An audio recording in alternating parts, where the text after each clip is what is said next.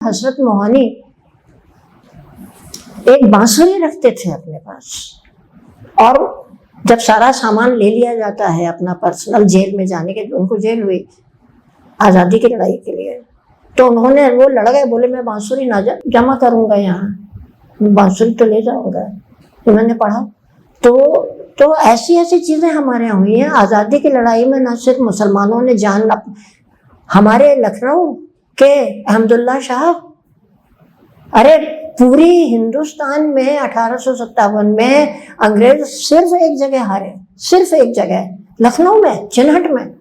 हमारी रगों में बहुत तरह की चीजें हैं, बहती हैं। असल में हमारे विचारों में बहुत तरह की चीजें बहती हैं, और उनके बीच एक उठापटक चलती रहती है, क्योंकि हम एक बहुत ही पीछे जाने वाले, पिछड़ी बातों को, जिनका कोई वैज्ञानिक आधार नहीं है, तंत्र मंत्र में विश्वास करने वाले, अलगाव करने वाले, मनुष्य में भेद करने वाले भी हमारी विरासत में अंश रहे हैं। मिलजुल के रहने वाले, विविधता वाले, और हम सारे इंसानों के खूबसूरतियों का जश्न मनाने वाले विचार भी हमारे अंदर, बहुत तरह के विचार रहते हैं। निर्भर इस पे रहता है कि उनमें से कौन सा हावी हो जाए। और हावी होने के लिए तमाम सारा जो हमें बाहर समाज से आउटपुट मिलता है, जिस तरह के सहारे हमें मिलते हैं, जिस पे हमें शाबाशी मिलती है, ये भी डिपेंड करता है। तो अभी तक जो हमें वातावरण मिला था 10 साल पहले तक, वो ये था कि कहीं वो भी जो कि वैज्ञानिक सोच में, मिलजुल के रहने में, नफरत ना करने में जो भरोसा नहीं रखता था। दोस्तों नमस्कार।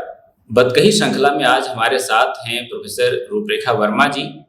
रूपरेखा वर्मा जी के बारे में मैं परिचय जो दूंगा वो बहुत ही अधूरा होगा।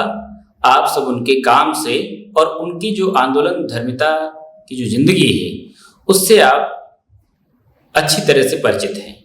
हम आज उनसे एक लंबी बातचीत करेंगे, इसमें उनकी यात्रा है साझी दुनिया की, और बाकी जो लोकतांत्रिक मूल्यों को लेकर के वो जो मुखर रहती हैं, इन सब के बारे में जानने का प्रयास करेंगे। जो कानून आया है वो बिल्कुल साफ तौर पर धर्म के आधार पर भेदभाव करता है। इस कानून के लाने से हिंदुस्तान की जनता बेदार हो गई, जागरूक हो गई। मैम आपका बहुत बहुत स्वागत है, और हम जानना चाहते हैं कि साझी दुनिया की जो यात्रा है वो कहाँ से शुरू हुई और कौन से साथी थे जो इस सपने में आपके साथ शामिल हुए? असल में बहुत व्यवस्थित रूप से ये संस्था गठित नहीं हुई। जब पहला दौर यहाँ नफरत का चला था, पहला मतलब हम लोगों की जिंदगी में पहला अनुभव खुलकर नफरत का दौर चला था बाबरी मस्जिद गिरने के पहले। तो अल्पसंख्यकों, मुसलमानों और बाबरी मस्जिद को लेकर के बहुत ही नफरत का डिस्कोर्स उस समय चला था। तब मैं व्यक्ति के रूप में मैं निकल पड़ी थी, और मोहल्लों में लोगों से, बाजार में बात करती थी, पैम्फलेट्स बांटती थी, पर्चियां बांटती थी, और कुछ एक बहुत ही अनरियलिस्टिक और स्टारी आइड विचार ये था कि इन चीज़ों से लोगों को समझ आएगी। समझ नहीं है इसलिए, लोगों को पता नहीं है इसलिए ये बातें होती हैं। तो बहरहाल जब ये काम कर रहे थे तो उस दौरान कभी एक, कभी 2, 3 इस तरह से कुछ लोग साथ बैठने लगे, क्योंकि हम मोहल्लों में भी, घरों में भी जाकर के बात करते थे। वहाँ पे एक पूरा ग्रुप कोई आ जाता था। तो वो साथी, उन साथियों के साथ थोड़ा सा और काम का विस्तार हुआ, जुड़ाव हुआ। फिर हम लोगों ने उसको सोचा कि अब एक नाम बना लें, क्योंकि पर्चियां बांटने में कभी पुलिस अगर देख लेती है तो कहती है कि कानूनन नाम होना चाहिए। तो हम लोगों ने उस समय एक नाम दिया इसको, नागरिक धर्म समाज, जिसमें नागरिक और धर्म के बीच में एक हाइफन हम लगाते थे। क्योंकि वो दौर भी ऐसा दौर था जब मैंने अपने जीवन में पहली बार पाया कि शब्द धर्मनिरपेक्ष या साझेदारी, साझी विरासत, साझी संस्कृति के नाम से भी लोग चढ़ने लगे हैं। उसको बदनाम किया गया, और खुल कर के मुस्लिम विरोधी डिस्कोर्स को लोग अपनाना मंजूर कर रहे थे। तो हम लोगों ने सेक्युलर शब्द को अवॉइड करने के लिए नागरिक हाइफन धर्म करके, कि नागरिकता ही हमारा धर्म है, कोई पूछे तो हम यूं बताएंगे, और उस नाम से काम चलता रहा। कोई औपचारिक संस्था नहीं बनी संस्था। फिर बाद में हम लोगों ने उसको नाम, ग्रुप को अपने नाम दिया साझी दुनिया, क्योंकि वही हमारा मूल विचार था कि कोई भी लोकतंत्र हो, चाहे वहाँ पे सिर्फ एक ही धर्म के लोग रहते हों, तब भी हमें लगता है कि विविधता तो उनके अंदर भी होती है, और उनके अंदर साझेदारी नहीं होगी तो लोकतंत्र नहीं चलेगा। तब राजशाही तो चल सकती है, लोकतंत्र नहीं चलेगा। तो साझेपन का एक मूल विचार हमारे अंदर था, जो हमारी पूरी आइडियोलॉजी को डिस्क्राइब करता था। तो फिर हम लोगों ने साझी दुनिया नाम लिया रखा। उस नाम से हम लोग बिना रजिस्टर किए काम करते रहे, और ये तो बहुत बाद में, करीब 1.5 दशक काम करने के बाद, 2 दशक काम करने के बाद, 2004 में हमारे कुछ विद्यार्थियों ने कहा कि इसको अब रजिस्टर भी कर लीजिए। तो विद्यार्थियों के कहने से इसको रजिस्टर किया गया। जी, साझी दुनिया कई फ्रंट पर काम करती जी। बिल्किस बानो का केस हमारे सामने है, और इसके उत्कपन को लेकर के आपने जिस तरह से जो जमानत ली थी और जो चीज़ें आपने की थी, इन सब के पीछे हम देखते हैं कि कहीं जाति धर्म का कोई भेदभाव नज़र नहीं आता है। क्या संकल्पना है कि किस तरह के समाज की संकल्पना हम बनाना चाहते हैं? देखिए, कप्पन और जो आपने बिल्किस बानो का जिक्र किया, तो उसमें साझी दुनिया संस्था के रूप में शामिल नहीं थी, और जानकर के शामिल नहीं हम लोगों ने किया उसको, क्योंकि उस समय तक वो दौर आ चुका था। मतलब ये तो बड़ी रीसेंट बात है, 1-2 साल पुरानी। तो हम तो कई साल से फिर उस अनुभव को देख पा चुके थे, और ये बात हम देख चुके थे कि संस्थाएं सबसे ज़्यादा निशाने पर हैं, और हम संस्था को अभी मरने नहीं देना चाह रहे थे। तो मैंने इंडिविजुअल तरीके से बिल्किस बानो के में भी एक पेटिशनर के रूप में भागीदारी की, साझी दुनिया के रूप में नहीं थी वो, और जो हमने जमानत ली कप्पन की, वो भी बिल्कुल इंडिविजुअल रूप से। हमने अपने कई दोस्तों से दो की ज़रूरत थी, तो कई हमारे बहुत सेकुलर साथियों ने भी मना कर दिया कि नहीं, तो हम थोड़ा अकेले पड़ गए थे, पर फिर हो गया इंतजाम। तो लेकिन साझी दुनिया जो है, हमारा जो संगठन है, वो कुल मिला के तो लोकतांत्रिक मूल्य, और खासतौर से जो हमारे कॉन्स्टिट्यूशन में मूल्य हैं, समानता, धर्मनिरपेक्षता, यानी धर्मनिरपेक्षता, जाति निरपेक्षता, जेंडर निरपेक्षता के विचार। और यहाँ निरपेक्षता से मतलब लोग बहुत बार गलत समझते हैं कि हम ये कहते हैं कोई व्यक्ति धार्मिक ना हो, ऐसा कॉन्स्टिट्यूशन भी नहीं कहता। कॉन्स्टिट्यूशन केवल ये कहता है, जो, और हम लोग भी उसी बात को मानते हैं, कि अपने जीवन में अपने अपने धर्म को अपनाने, अपने अकीदे को मानने का हक सबको है। कोई बिना अकीदे के रहना चाहे, धार्मिक अकीदे के, तो वो भी उसका हक बनता है। लेकिन जो पब्लिक काम है, सार्वजनिक काम है, और जो स्टेट के, राज्य के काम हैं, वो इनसे दूर होने चाहिए। बस उसी आइडिया को लेके हम लोग चले हैं, और हम लोग 2 बिंदुओं पर ज़्यादा काम कर पाए। मुद्दे तो बहुत सारे हैं, पर हम लोग 2 काफ़ी विस्तृत मुद्दों पर ही काम कर पाए हैं अभी तक। फोकस हमारा जिन पर रहा है वो है, एक तो जेंडर समानता, स्त्री पुरुष, और थर्ड जो सेक्सुअल ग्रुप है हमारे समाज का, उभयलिंगी कहिए चाहे, उसके अंदर भी बहुत वैरायटी है। तो इन सब के अंदर नागरिक अधिकारों के रूप में, नागरिकता के रूप में एकदम एक समान, तो उस समानता के लिए काम करना, और उसके अंदर बहुत सारे काम होते हैं। और दूसरा साझी विरासत, या आप उसको चाहे सेक्युलरिज्म कहें, साझी विरासत का नाम दें, कॉन्स्टिट्यूशनल वैल्यूज और लोकतंत्र मुख्य रूप से। और इन दोनों के ही अंदर बहुत वैरायटी ऑफ एक्टिविटीज़, बहुत तरह तरह के काम करने होते हैं।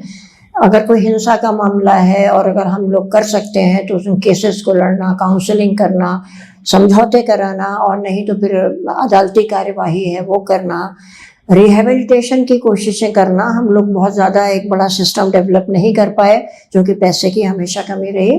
तो कोई हम आश्रय घर या कोई इस तरह का तो नहीं कर पाए हैं, लेकिन दूसरे कहीं हैं तो उनसे सहायता लेकर के तो बहुत तरह के इसमें काम होते हैं। काउंसलिंग और हम लोग सेंसिटाइजेशन सेशन हम लोगों ने लाखों किए हैं अभी तक अपनी यात्रा में, क्योंकि काफ़ी लंबे कई डेकेड से हम लोग काम कर रहे हैं। और इसके अंदर हम लोग ये ध्यान रखते हैं कि जिस तरह का ग्रुप है, स्कूल में जाने वाले बच्चे, यूनिवर्सिटी में जाने वाले, बिना पढ़े लिखे लोग, औरतें, आदमी हैं, तो आदमियों के दृष्टिकोण से भी बात बनती है समानता के, जो लोग रियलाइज नहीं करते। तो उस तरह से हमें अपनी बातचीत को बदलना पड़ता है हर ग्रुप के साथ, तो उसकी एक तैयारी करना।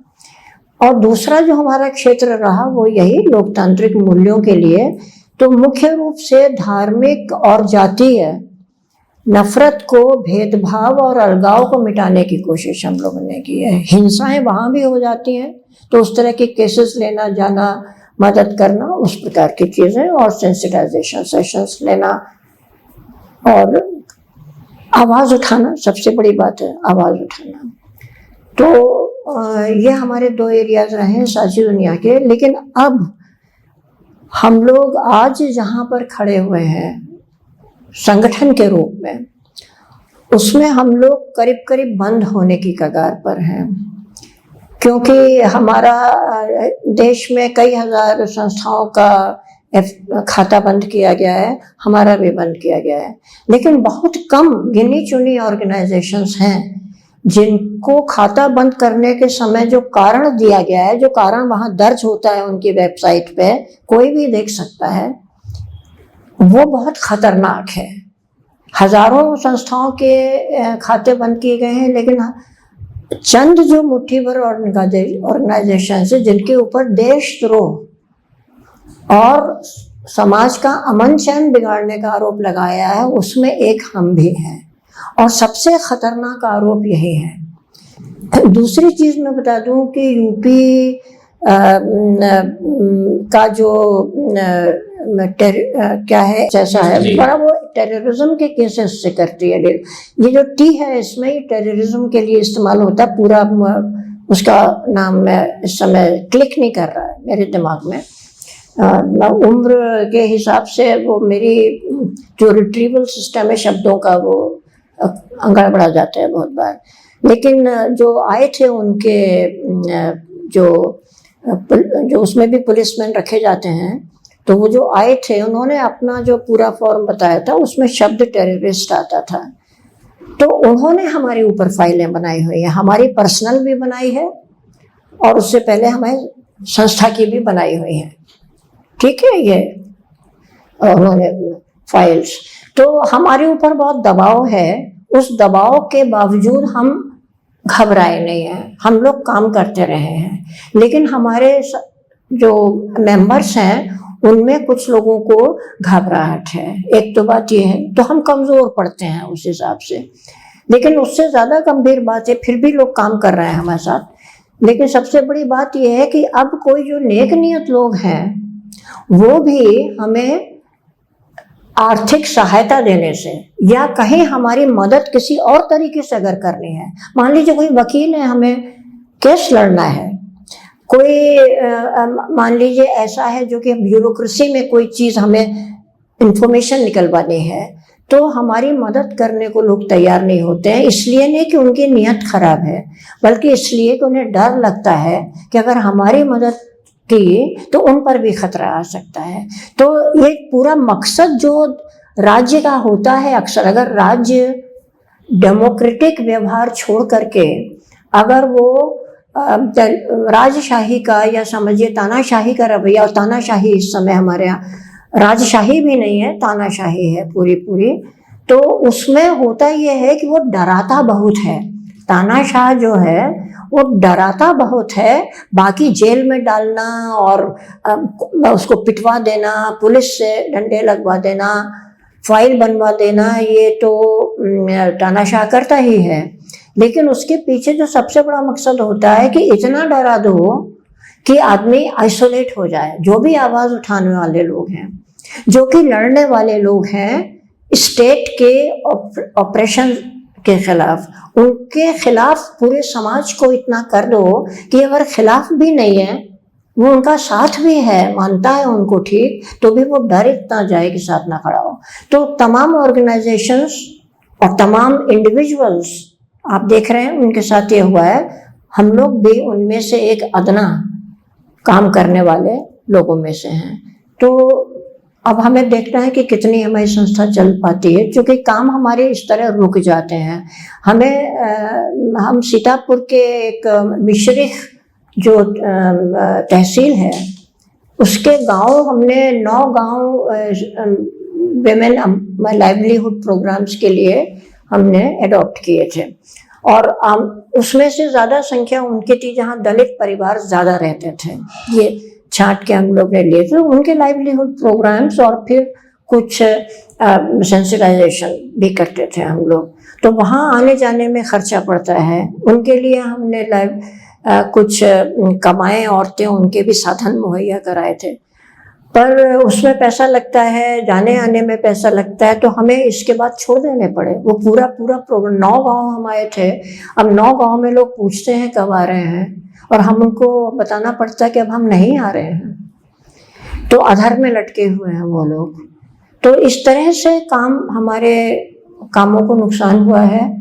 उसके बावजूद हम बोलते हैं सेंसिटाइज करने का, जहाँ विषय अब फर्क देखिए किस तरह पड़ता है कि यहाँ के स्कूल कॉलेज या मोहल्लों में लोग बेताब रहते थे, कह रहे ये लोग आ रहे हैं, ज़रूर आएंगे, और स्कूल कॉलेज कहते थे अरे अरे आइए, आपका स्वागत है, बहुत बढ़िया है, खुश होते थे। अब वही लोग अगर हम कहें कि हम आके बच्चों से बात करना चाहते हैं, कहते हैं सोच के बताएंगे और फिर वो जिसको कहते हैं अंग्रेजी में कोल्ड फीट डेवलप कर लेना, फिर वो नहीं बताते हैं। तो हमें पता है कि उनको डर है, उनके लिए एम्बैरेसिंग है उनको याद दिलाना। तो इस तरह से काम रुकते हैं। वो हो रहा है हम लोगों के साथ। देखिए हम लोग कब तक आवाज़ उठा सकते हैं, कलेक्टिव नहीं तो इंडिविजुअली जो लोग हैं वो तो उठाएंगे। जी, आपने पोस्ट लिखी थी, उसमें लिखा था कि मैं शिद्दत से अपने देश को तलाश कर रही हूँ। तो क्या देश की जो संकल्पना थी आज़ादी के आंदोलन में, और काफ़ी लोगों ने शहादत दी, उसमें धर्म जात संप्रदाय सबसे ऊपर उठ करके, तो ऐसे में देश की जो तलाश है उसके पीछे क्या विचार है? हाँ देखिए, देश को हमने एक रूप में पहचाना, जाना, समझा और उससे प्रेम किया। उससे प्रेम करने में बहुत सी बातें शामिल थे कि उसके लिए सिर्फ हम लड़ ही नहीं जाते थे जब हम कभी देश से बाहर होते थे। और मुझे याद है कि जो चीज़ें मेरे सिद्धांत के विरुद्ध थी, मैं बाहर जाके उसके लिए भी लड़ गई अपने देश के लिए। जैसे न्यूक्लियर एक्सपेरिमेंट जो हुआ था इंदिरा गांधी के समय, मैं ऑक्सफोर्ड यूनिवर्सिटी में गई थी एडवांस्ड रिसर्च करने। तो वहाँ पे वो हालिया बात थी, ये पोखरण में हुआ था।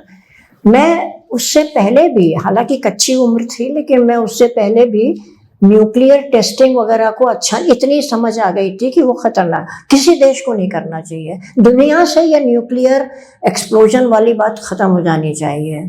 और लोग कहते हैं फायदा कि आप चीज़ों को अगर छेद करना हो, उड़ाना हो, लेकिन उसके दूसरे भी रास्ते, छोटी पावर के डायनामाइट हो सकते हैं। तो मैं अगेंस्ट रही, लेकिन जब बाहर में गई और विदेशियों ने जब हमारे देश की आलोचना की कि हिंदुस्तान को क्या ज़रूरत थी, हिंदुस्तान को नहीं करना चाहिए, क्योंकि तब हम डेवलपिंग कंट्री वाली कैटेगरी में ही थे, तो हम लड़ जाते थे वहाँ पर, मेज ठोक के लड़ जाते थे कि क्या केवल डेवलप्ड कंट्रीज को ही ये अधिकार रहेगा? क्यों नहीं एक गरीब देश भी कर सकता है अगर उसके पास टेक्नोलॉजी है, ज्ञान है।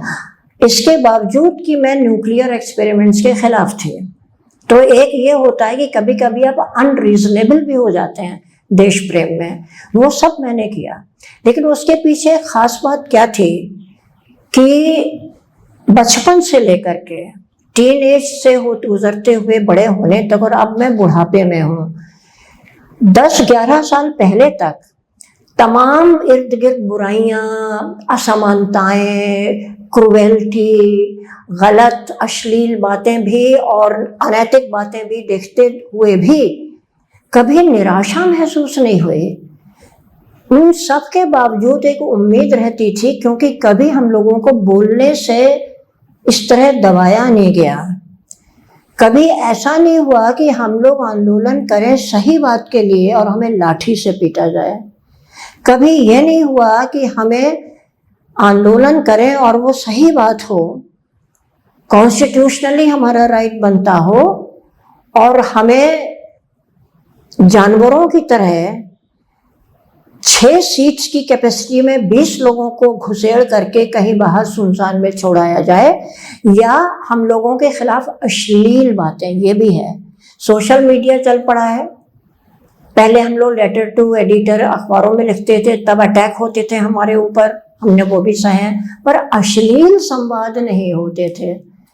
कोई हमको फला मौलाना की लड़की हमारे माँ बाप तक नहीं पहुंचता था, उसका गंदा खाओ ये नहीं कहता था। सरकारें सुनती थीं, सरकारें पार्शियलिटी करने, कुछ बेईमानी करने, कुछ अपने अपराधियों को बचाने की कोशिशें करती थी, लेकिन हम लोग मजबूती से खड़े होते तो शर्मिंदा भी हो जाते थे।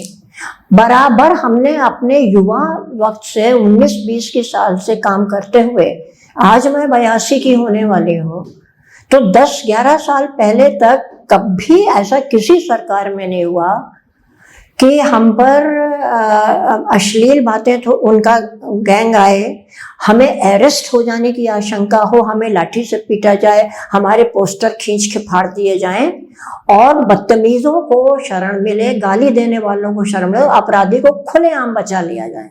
इसलिए उम्मीदें थी, हमेशा उम्मीदें रही, और इसलिए लड़ते भी वो ज़्यादा हिम्मत से थे, लोग भी ज़्यादा साथ आ जाते थे। लेकिन हम लोग कभी कभी अकेले भी लड़े हैं और सीएम के घर तक को घेरे हैं हमने, कई सीएम के घर भी घेरे हैं हम लोगों ने। तो लेकिन कभी हम लोग से उस तरह का बदला नहीं लिया जाता था जितना आज लिया जा रहा है। आज हमारे साथ अश्लीलता भी है, आज हमारे जान को भी खतरा है, हमारी फ्रीडम को खतरा है। आज हमारे बोलने को पर ही सिर्फ पाबंदी नहीं है, पर पूरी तरह से असंवैधानिक बातें कहने पर, पूरी तरह हिंसा का प्रचार करने वालों, पूरी तरह से एक कौम को काट के फेंक देने वालों को बचाया भी जा रहा है हमारे सामने, जो हमें बहुत निराश और बहुत सदमा देते हैं। और जब आपकी मानसिक हालत ही होगी तो आप कितना स्वस्थ हो पाएंगे। तो बहुत सारे फैक्टर ऐसे नए, जो नया भारत अब बन रहा है 11 साल से, उस नए भारत में कई चीजें ऐसी हैं जो जिनसे कभी हम परिचित नहीं थे। इसलिए ये देश अब हमें पराया लगता है, ये देश हमें अजनबी लगता है। इससे प्रेम हम अभी भी करते हैं, इसलिए हम आज जो काम हो रहे हैं हम आलोचना करते हैं, क्योंकि हम इससे प्रेम अभी भी करते हैं।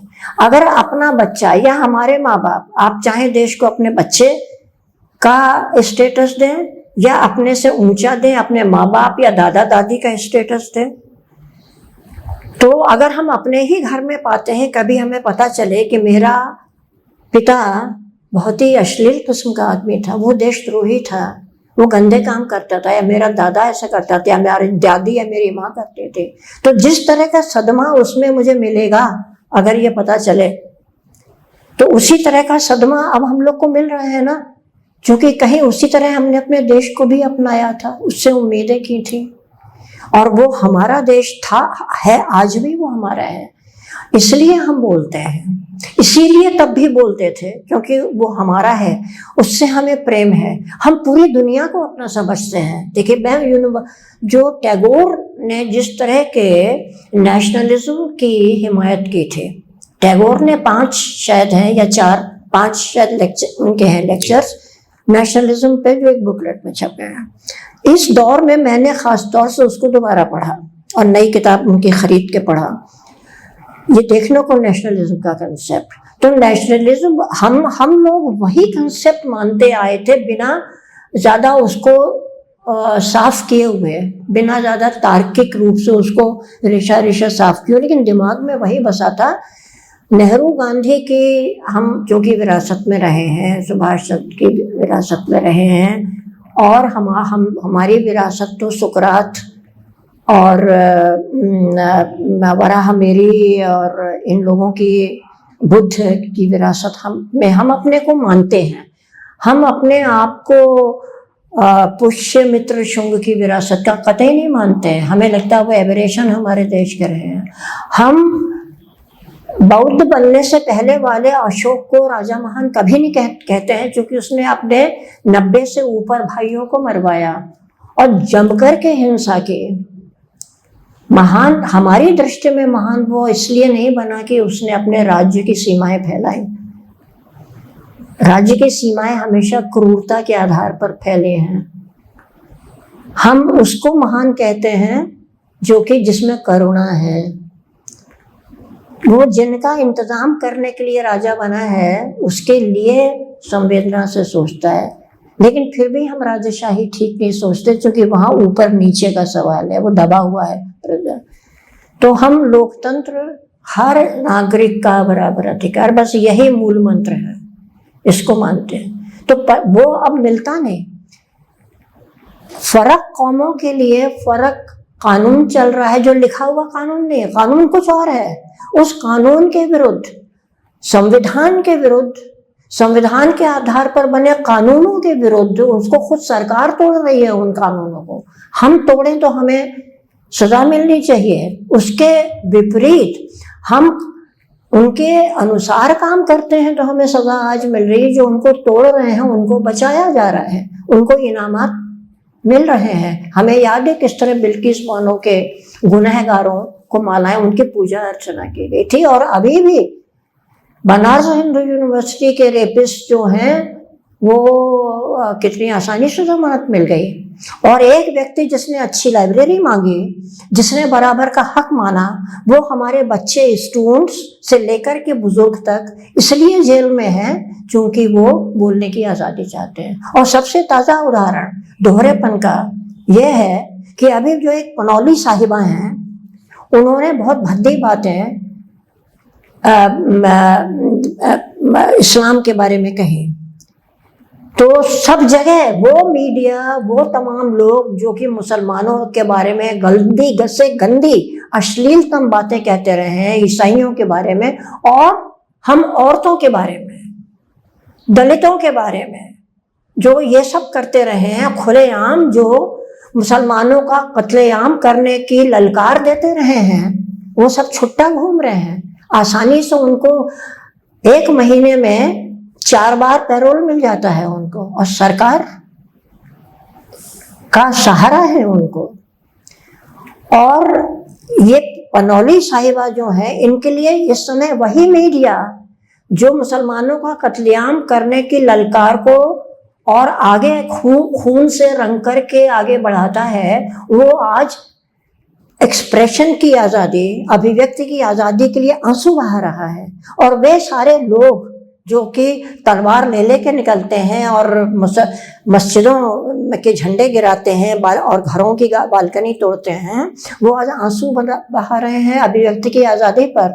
और हजारों लोग हमारे देश के हैं, बूढ़े से लेके बच्चों तक, बच्चे मतलब कि बस बालिग भर हैं, वो पड़े हुए हैं जेल में। और उनकी कितनी कुटाई पुलिस करती है, कितनी निर्दयता उस जेल में डालने से पहले कर लेती है। आप एक एक का डॉक्यूमेंट है हम लोगों के पास, सारी चीजें डॉक्यूमेंटेड हैं। आप देखिए कि उनके साथ क्या नहीं होता।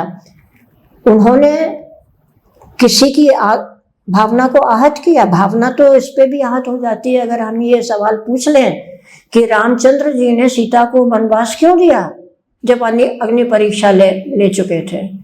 अब ये बात फौरन आहत कर देगी हमारे हिंदू भाई बहनों को, और वो कहेंगे इनको जेल में डालना चाहिए। हम तैयार है जाने को, लेकिन हम पूछेंगे ये सवाल। लेकिन ये तर्कयुक्त सवाल है, पूछा जाना चाहिए। लेकिन जहाँ पे नहीं पूछा जाना चाहिए, जहाँ पे आप सिर्फ बदनाम, स्पष्ट है कि आप बदनाम करने के लिए एक पूरी कौम को, उनको आहत करने के लिए उनके धर्म की बुराई कर रहे हो, वहां पर सब आंसू बहाते हैं। अगर और वो 90% पकड़े नहीं जाते, एक पता नहीं कैसे पकड़ ली गई है, वो चूंकि बंगाल का हुक्म चला, विपक्षी राज्य का हुक्म चला, तभी तो, नहीं तो यहाँ तो हर दिन होता है। अल्पसंख्यकों और औरतों और दलितों का तो को आहत करने की बातें तो एक दिन में 1000 होती हैं। कभी उन पर ना मुकदमा हुआ ना पकड़े गए, लेकिन एक पकड़ी गई है, पता नहीं 11 साल में एक पहली बार पकड़ी गई है, तो उसके लिए पूरा देश रो रहा है। तो आज हम जहाँ रह रहे हैं वो देश है जहाँ पे कि जो कानून नहीं है उसके अनुसार काम हो रहा है, और जो कानून है उसको राज्य खुद तोड़ रहा है, और पुलिस जिसको मारने का हक नहीं है कानूनन, वो बिना जांच पड़ताल किए हुए डंडों से मार मार के हड्डियां तोड़ रहे हैं। 3 लोग मारे गए अलीगढ़ में, पुलिस देखती रही, पुलिस आई, बुलाई गई, देखती रही, खड़ी गई, उनकी प्रेजेंस में कूटे गए और उनको इतना मारा गया कि हड्डियां टूट गई। कुछ नहीं किया पुलिस ने, और ये नहीं कहा पुलिस ने कि हमें जांचने दो गोश्त कैसा है। किसी को भी मारने का हक नहीं है वो पुलिस में शिकायत करे कि हमें शक है गाय का ले जा रहा है, अब जांच के बाद निकला गाय का नहीं था, कौन उनका मुआवजा देगा? 15-20 अभी हाल में एक और कहीं का जजमेंट आया, वो भी मुस्लिम साहब थे, वो 2 या 3 लोग थे, उन पर कोई आरोप लगा था ये देशद्रोह या कुछ और का, इसी तरह का शायद देशद्रोह का कुछ था, स्पाइंग करने का। 15 या 25 साल मुकदमा झेला है उन्होंने, और उसके बाद ये निकल आया साफ, सॉरी 15-25 नहीं, 9 या 10 साल की ही बात है इधर की। तो वो निकला कि वो बिल्कुल कोई सबूत नहीं, कोर्ट ने डांट लगाई FIR लगाने वालों को कि ये है, लेकिन उसका हिसाब कौन देगा? लोग आधी जिंदगी बिता करके निकल रहे हैं जेलों से निर्दोष साबित होकर के, कोई तो उसका हिसाब होना चाहिए। तो हम वो हिसाब मांगना चाहते हैं, और हम जानते हैं कि ये हिसाब मांगना आज डेंजरस है। तो हमें अपना देश पराया इसलिए लगता है कि हम जिस देश को पहचानते थे अब हम पहचान नहीं पा रहे हैं। आप बहुत सारे आंदोलनों में सक्रिय रही हैं, और कई बार मतलब कई 100 बार कह सकते हैं इसको, 10वीं बार तो सामने अभी जल्दी में आप गई हैं, जेल भेजा गया है। क्या लगता है कि हमारी सड़क की ताकत कमजोर हुई है पहले से, या कुछ हम ज्यादा जागरूक हुए हैं? देखिए, ज्यादा जागरूक तो नहीं हुए हैं, ये तो बिल्कुल स्पष्ट है इस बात से कि जिस तरह से हर तरह के यानी बेवकूफ़ी जो बिल्कुल ही जिसको हम लोग कहते हैं दिमाग में गोबर भरना, अच्छा फ्रेज नहीं है ये, शालीन भाषा नहीं है, लेकिन हर तरह की मूर्खता के लिए जिस तरह लोग खड़े हो रहे हैं, और जिस तरह की मूर्खता बहुत बार स्टेट लेवल से, ये ताज्जुब की बात है कि राज्य की तरफ से आती हैं, जो हमने कोरोना टाइम में तो कई बार देखी।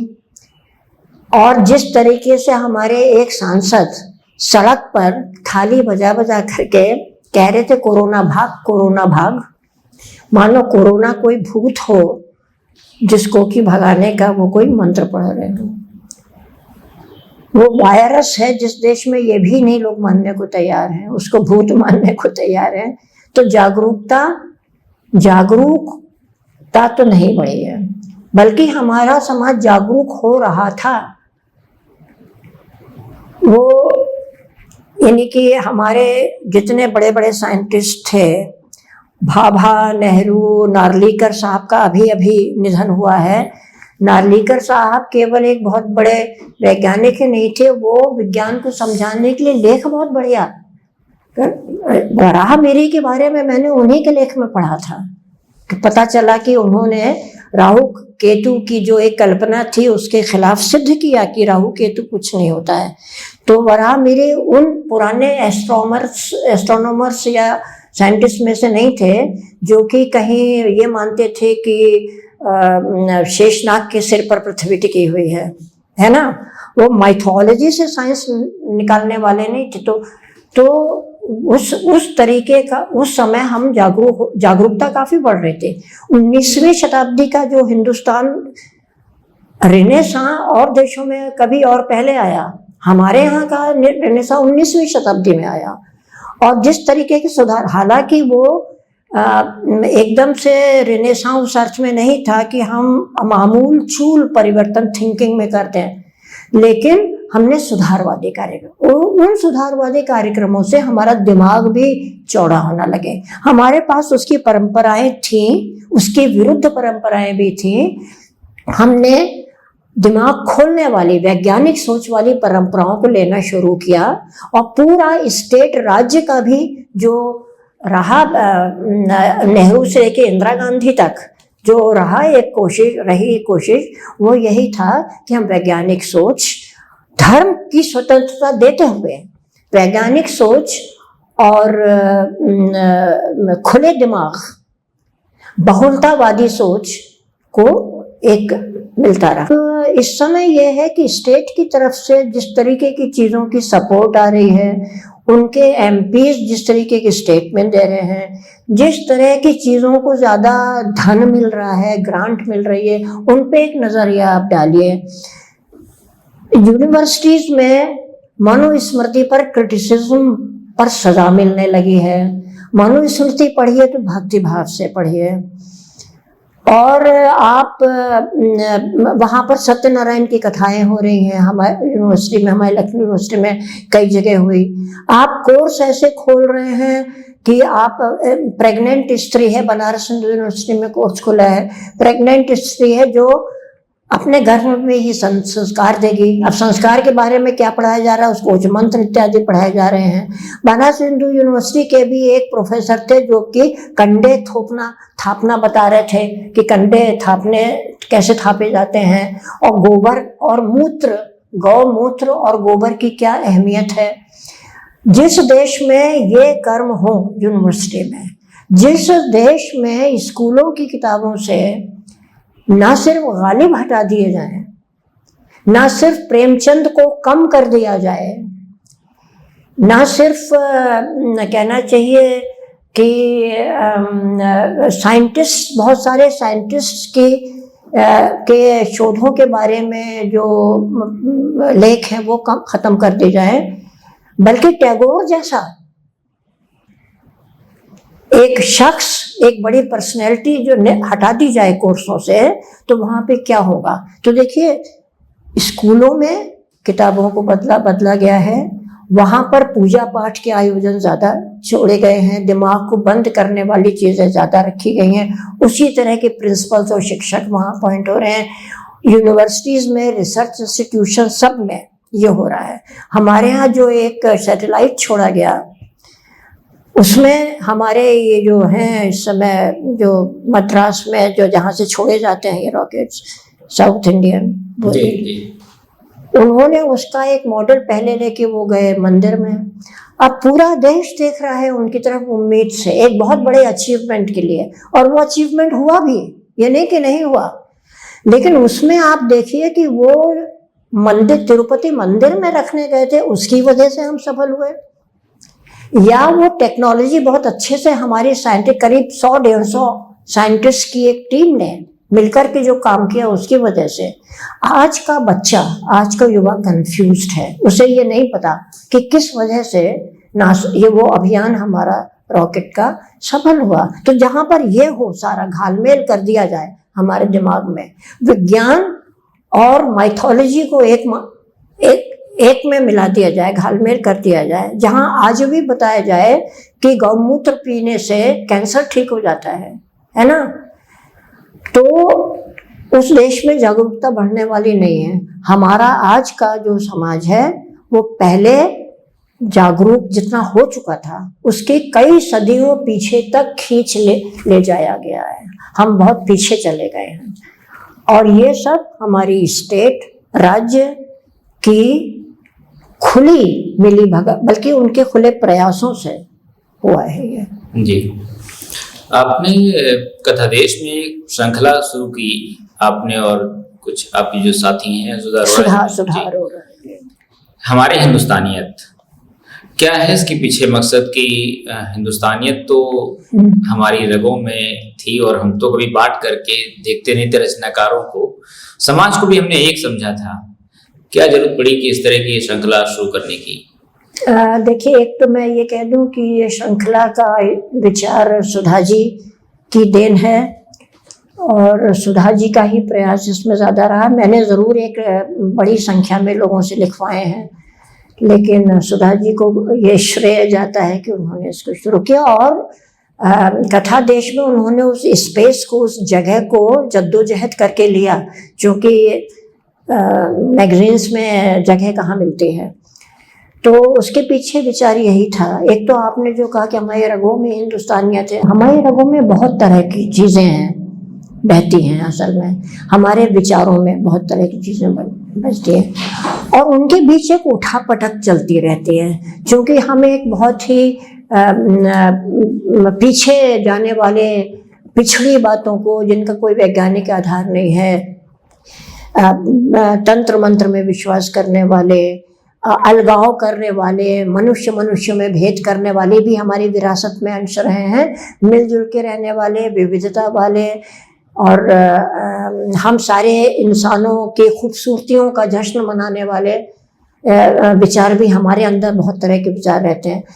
निर्भर इस पे रहता है कि उनमें से कौन सा हावी हो जाए। और हावी होने के लिए तमाम सारा जो हमें बाहर समाज से आउटपुट मिलता है, जिस तरह के सहारे हमें मिलते हैं, जिस पे हमें शाबाशी मिलती है, ये भी डिपेंड करता है। तो अभी तक जो हमें वातावरण मिला था 10 साल पहले तक, वो ये था कि कहीं वो भी जो कि वैज्ञानिक सोच में, मिलजुल के रहने में, नफरत ना करने में जो भरोसा नहीं रखता था, जो कहीं अपने को, अपने धर्म की आइडेंटिटी को सबके ऊपर रखना चाहता था, औरों से नफरत करना चाहता था, बांट कर देखना चाहता था, बिल्कुल ही जाहिल दिमाग रखता था, तंत्र मंत्र में विश्वास, वो भी अपने आप को ऐसा दिखाना नहीं चाहता था। इसका मतलब क्या होता? जब कोई आदमी वो बात छिपाए समाज के बाहर, तो समझ लेना चाहिए कि समाज का कंसेंसस इस समय ये है, एक मिली हुई जो सहमति है वो ये है कि ऐसा नहीं ऐसा है। यानी अभी 11 साल पहले तक सहमति ये थी कि विज्ञान से पुष्ट हो तब हम उस चीज़ को मानेंगे, लेकिन जो अवैज्ञानिक है उसको आप अपने अकीदे के रूप में मान सकते हैं, कोई एतराज़ नहीं करेगा, पर आप दूसरों पर उसको, दूसरों का मामला आप तय नहीं कर सकते। उस हिसाब से मिलजुल के रहने को लोग अच्छे ही मानते थे। आप नफरत भी करते थे तो इंसान दिखाता था कि हम तो मिलजुल, तो वो एक जो सहमतियां बनी थी हमारे यहाँ, उनको तोड़ा गया है आज। तो उसको हम लोग फिर से याद करने को कि हिंदुस्तानियत का कौन सा रूप, हिंदुस्तानियत का एक रूप था पुष्यमित्र शोक के समय का भी, इंसानियत का एक रूप वो भी था, जबकि एक बहुत बड़े भूभाग में अशोक ने अपना राज्य स्थापित किया, लेकिन मारकाट के बल पर। तो मारकाट एक बड़ी बात है, बढ़िया चीज़ है, और उस पराक्रम की गाथाएं हमारे यहाँ हैं। पर आज हम कहते हैं नहीं, हमें वॉर नहीं चाहिए, हमें राजा का आक्रमण नहीं चाहिए, हमें लोकतंत्र चाहिए।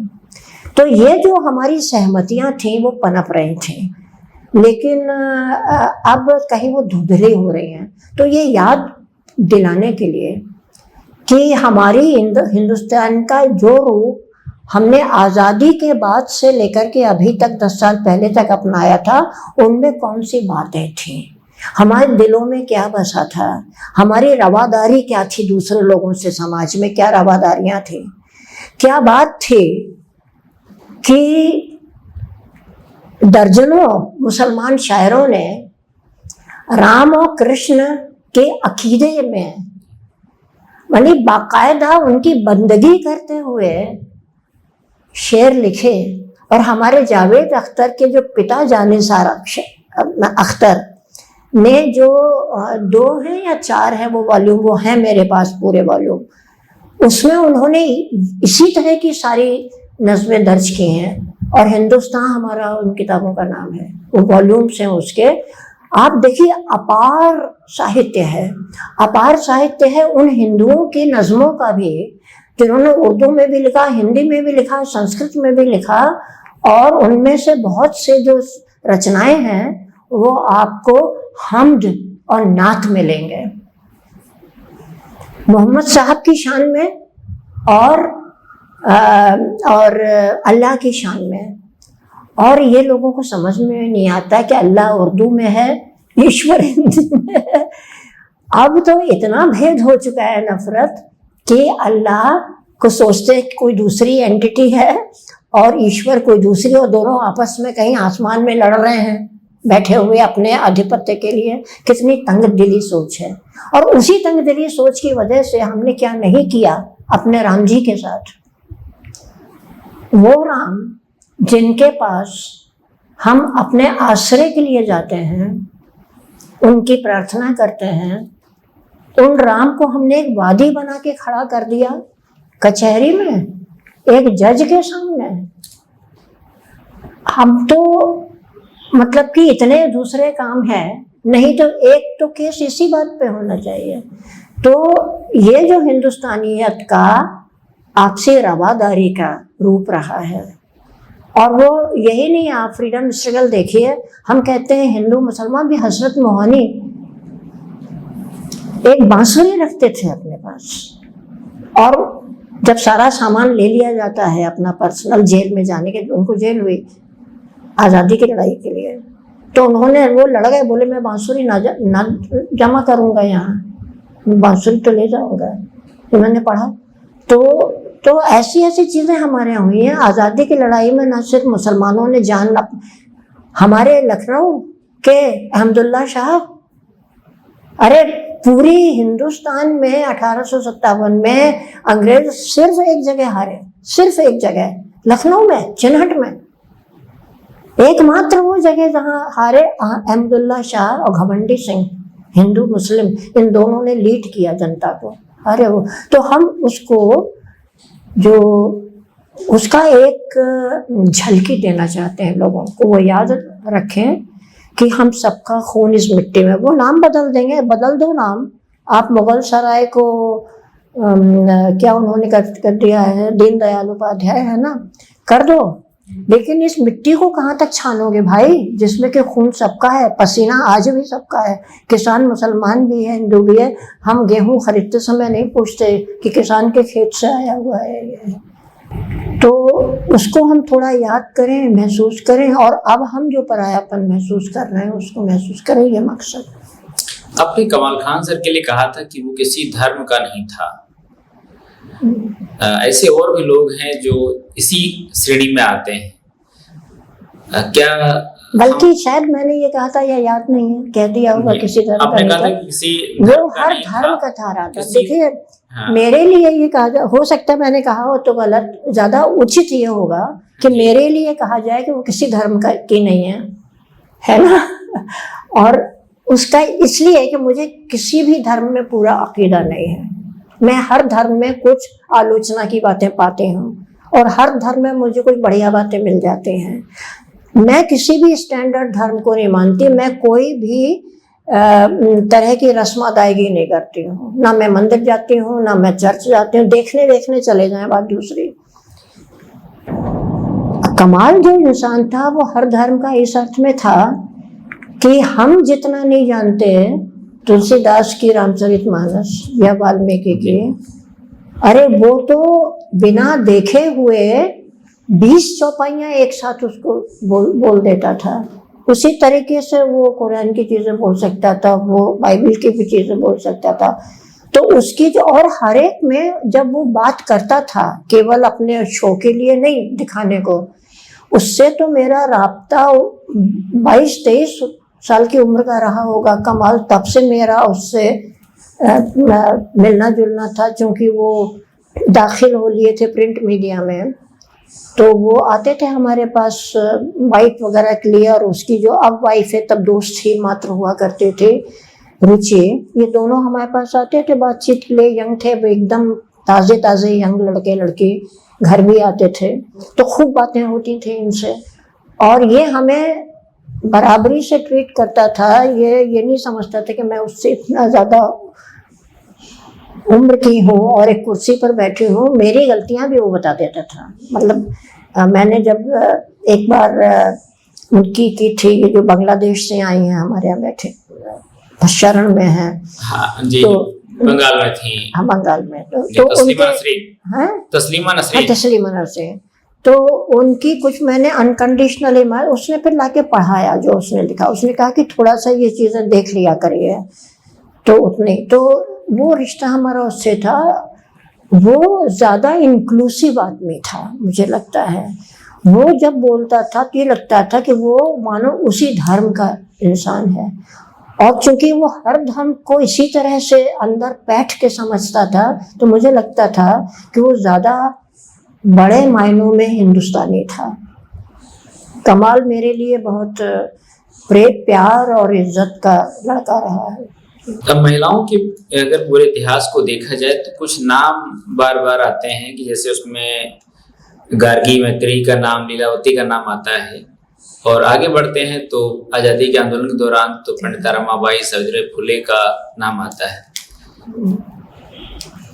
इनकी मूल्यांकन को देखें तो क्या इन्होंने पितृसत्ता की जो जकड़बंदियां थी उन पर कोई सीधी सीधी बात कही, या उससे बचते हुए अपना काम किया? देखिए, इनमें से कुछ हमें आज भी याद रहती हैं, और उनको हम उनके बारे में हम विमेंस स्टडीज में बताना भी चाहते हैं, इस वजह से कि उन्होंने अपने समय की धारा से लड़ाई करके और थोड़ी बहुत चालाकी का इस्तेमाल, बुद्धि का इस्तेमाल करके उन्होंने बंधन तोड़े, अपने अंदर कुछ हासिल किया।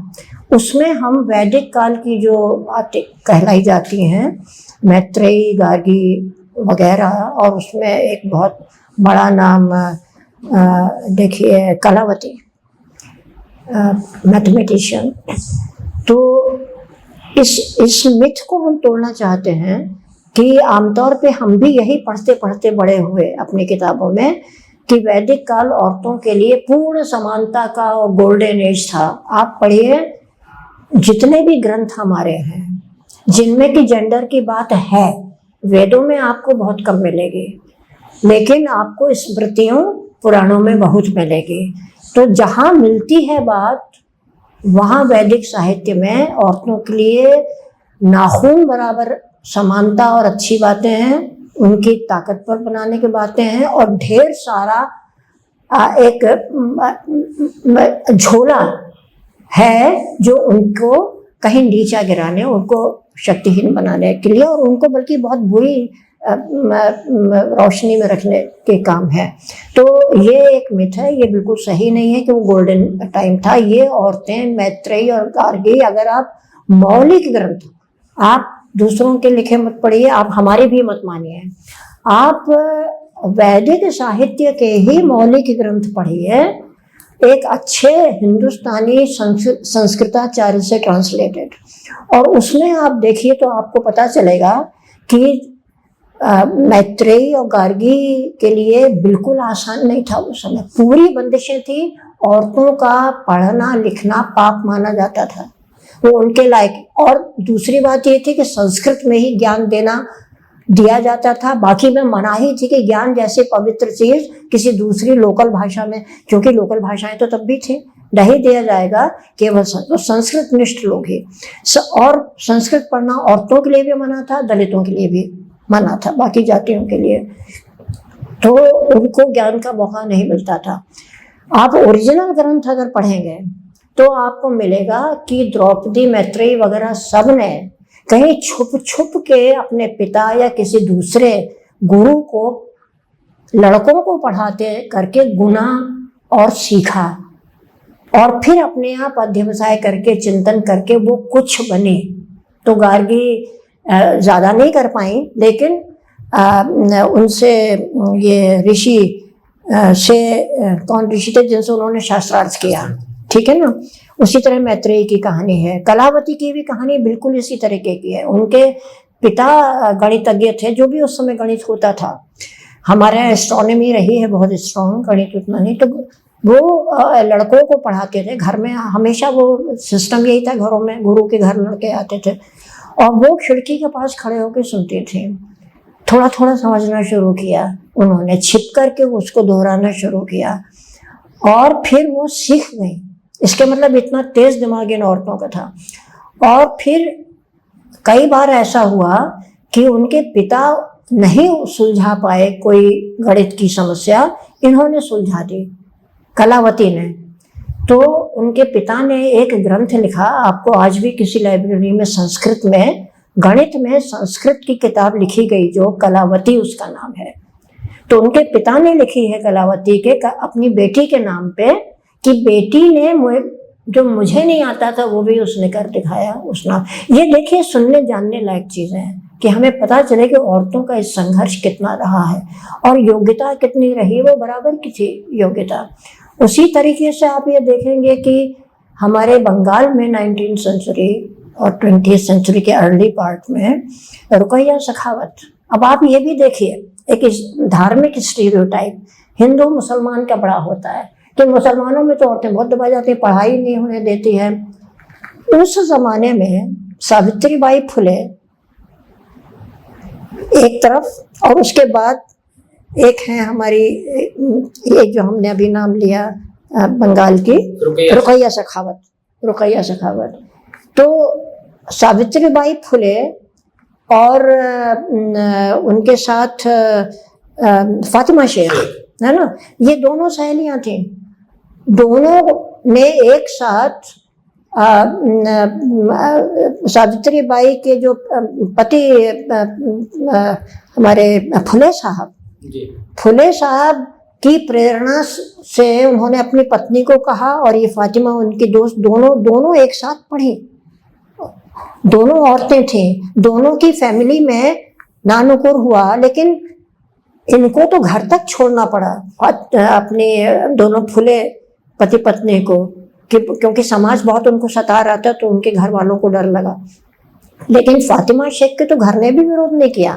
तो एक तो ये हिंदू वाला मसला भी साथ ही साथ एक्सप्लेन होता चले तो अच्छा है कि जो लोग ये करते नहीं, ये लोग सबसे ज्यादा तो पीछे और ये उसमें और औरतों को बहुत दबाते हैं। तो अब सिर्फ बुर्का एक मानदंड नहीं हो सकता, आप और क्या क्या करते हैं औरत के साथ। तो उस समय देखिए कि फुले और सावित्री के साथ ही फातिमा शेख भी साथ पढ़ी। दोनों ने मिलकर के बेड़ा उठाया, लड़कियों को पढ़ाएंगे। दोनों ने मिलके स्कूल स्थापित किया। दोनों ने मिलके गालियां सही, गोबर कीचड़ सहा। दोनों ने मिलके, कहीं जुदा नहीं हुए। और अल्टीमेटली जब ये अपने फुले साहब का नाम ज्योतिबा फुले साहब के माँ बाप का जो घर था, उनको इतना सताया गया कि उनको तंग किया गया। तो उन्होंने कहा भाई तुम्हारी वजह से दिक्कत हो रही है। तो फातिमा शेख के हस्बैंड ने कहा कि हमारे घर सब लोग आके रहेंगे। फिर जीवन पर्यंत लोग वहाँ रहे। आप सोचिए क्या क्या कहानियां हमारे यहाँ हैं रवादारी के। और उसी तरह से हमारी ये जो है क्या नाम रुकैया सखावत है, उनकी इतनी ज़्यादा तकलीफ दे नहीं रही, लेकिन उनके अपने घर में थी तंग दिली। अपने मायके में उनकी बहन छिप छिप के पढ़ती थी अपने भाई से। ये लोग क्या करते थे, दोनों बहनें अपनी जो इनको पैसा, कुछ पॉकेट मनी, पैसे वाले थे माता पिता, पॉकेट मनी देते थे, तो वो अपने जेब खर्च के पैसे की कुछ रिश्वत भाई को दे करके रात में कहती थी पढ़ा दिया करो। छिप के पढ़ती थी, लेकिन वो रोशनी रात में आती दिखी, उनके पिता को खोला, देखा पढ़ रही, तो उन्होंने बंदिश लगा दी और 1 महीने के अंदर उसकी शादी कर दी। दूसरी वाली चालाक हो गई, उसे समझ में आ गया तो वो कपड़ा लगाने लगी वहाँ। तो हमारी जो रुकैया सखावत है, इनकी बहन की तो शादी हो गई, इन्होंने कपड़ा लगा के पढ़ना किया और इनकी भी शादी जब पता हुआ कर दी गई। लेकिन वो अच्छे निकले, उन्होंने एनकरेज किया, बोले नहीं तुम पढ़ो, और वो एडमिनिस्ट्रेशन में थे उनके। तो बहरहाल ऐसे हमारे यहाँ रहे हैं उदाहरण। तो वो धीरे धीरे हुआ। देखिए ईश्वर चंद्र विद्यासागर ने जब महिलाओं को भी पढ़ाने को, उनको बहुत गालियाँ मिली, बहुत पूरा सनातन तबका खड़ा हो गया, सताया उनको, बहुत बुराइयां हुई कि ये अपवित्र कर रहे हैं हिंदू धर्म को, और ये हिंदू कोड बिल आने पे भी हुआ। लेकिन उन्होंने भी क्या कितना कह पाए उस समय, बेचारे समाज के दबाव की वजह से।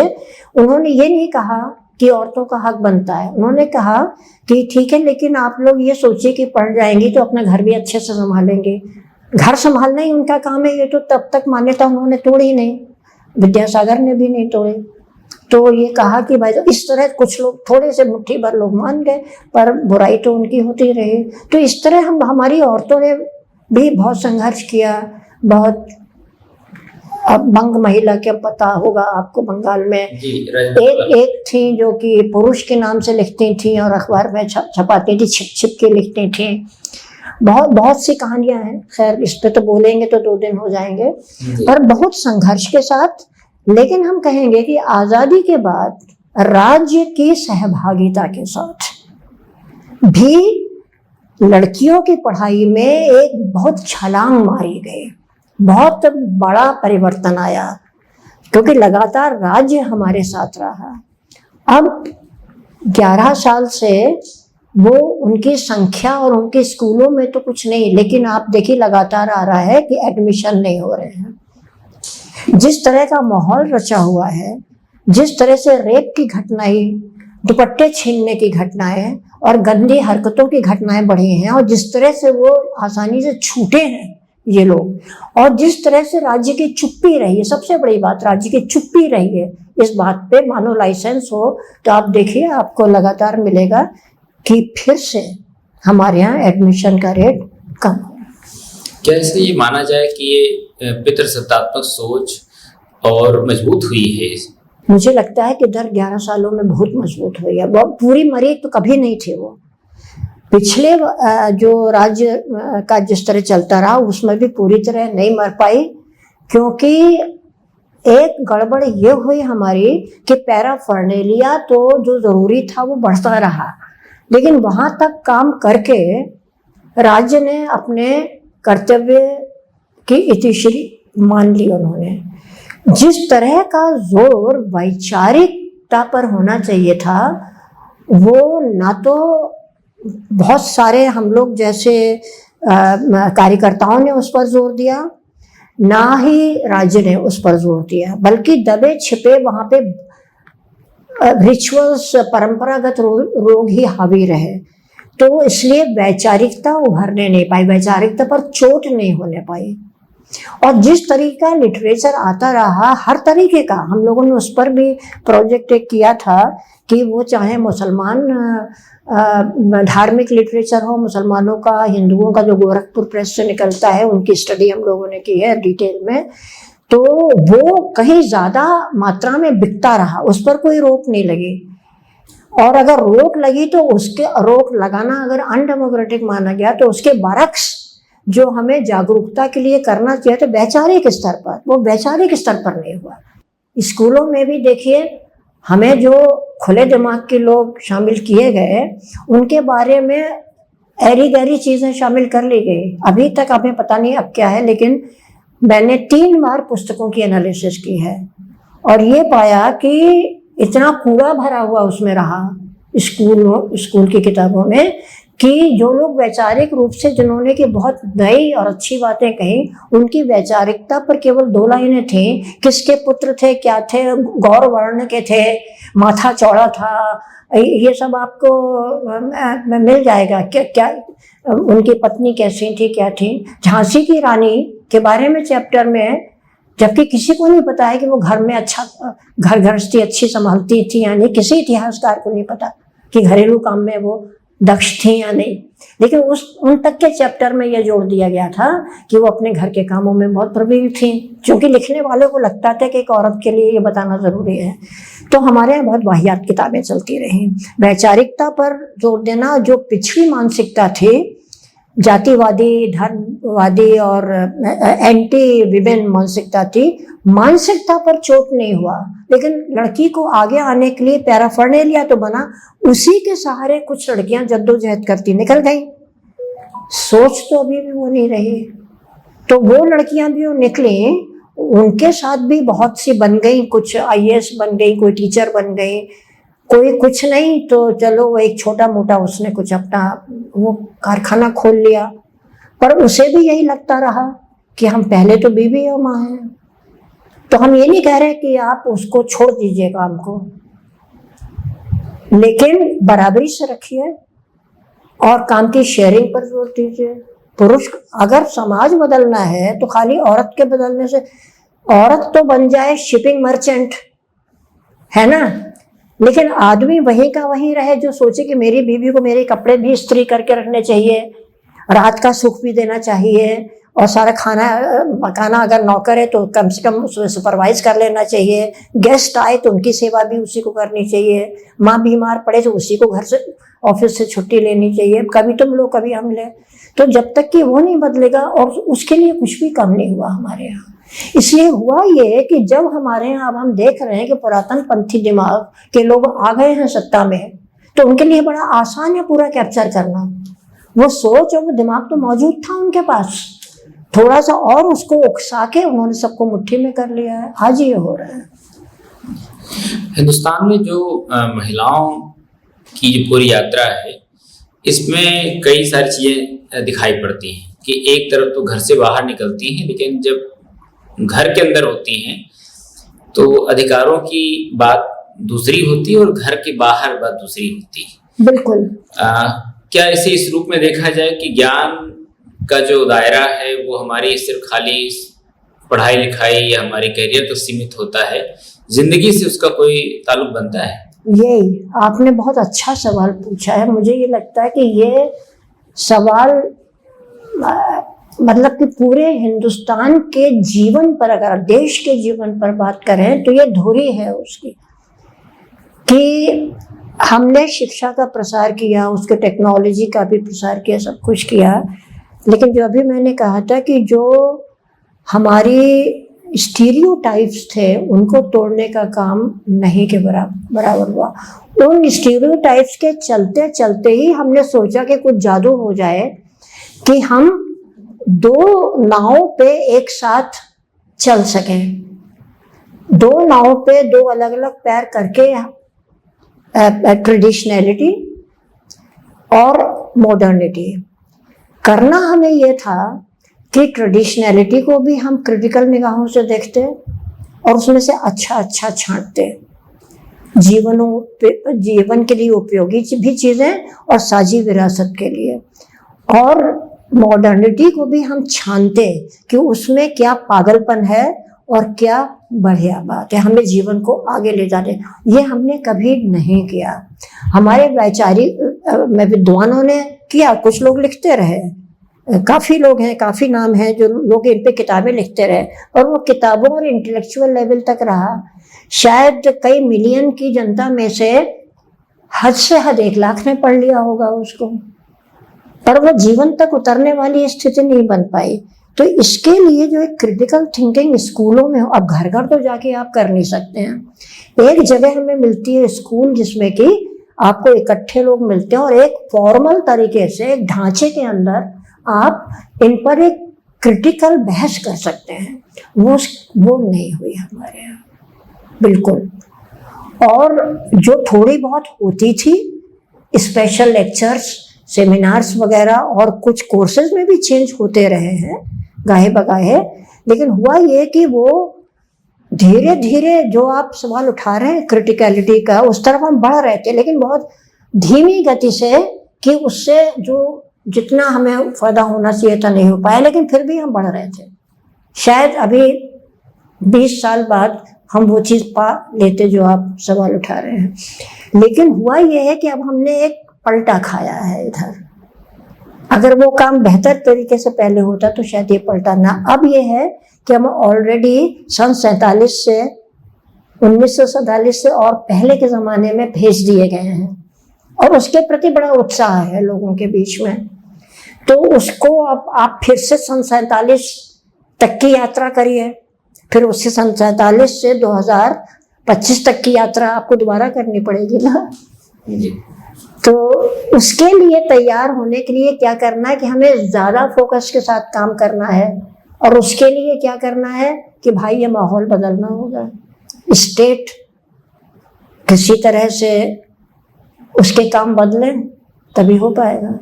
आज हमारे समाज में धर्म की जो बातें हैं वो सड़क पर ज़्यादा होती हैं, पहले ये था कि धर्म आपका व्यक्तिगत मसला है और हम अपनी आस्थाएं चुपचाप अपने घरों के भीतर अपनी व्यक्त करते थे, या मंदिरों में जाते थे, मठ में गए या गिरजाघर गए या मस्जिद गए।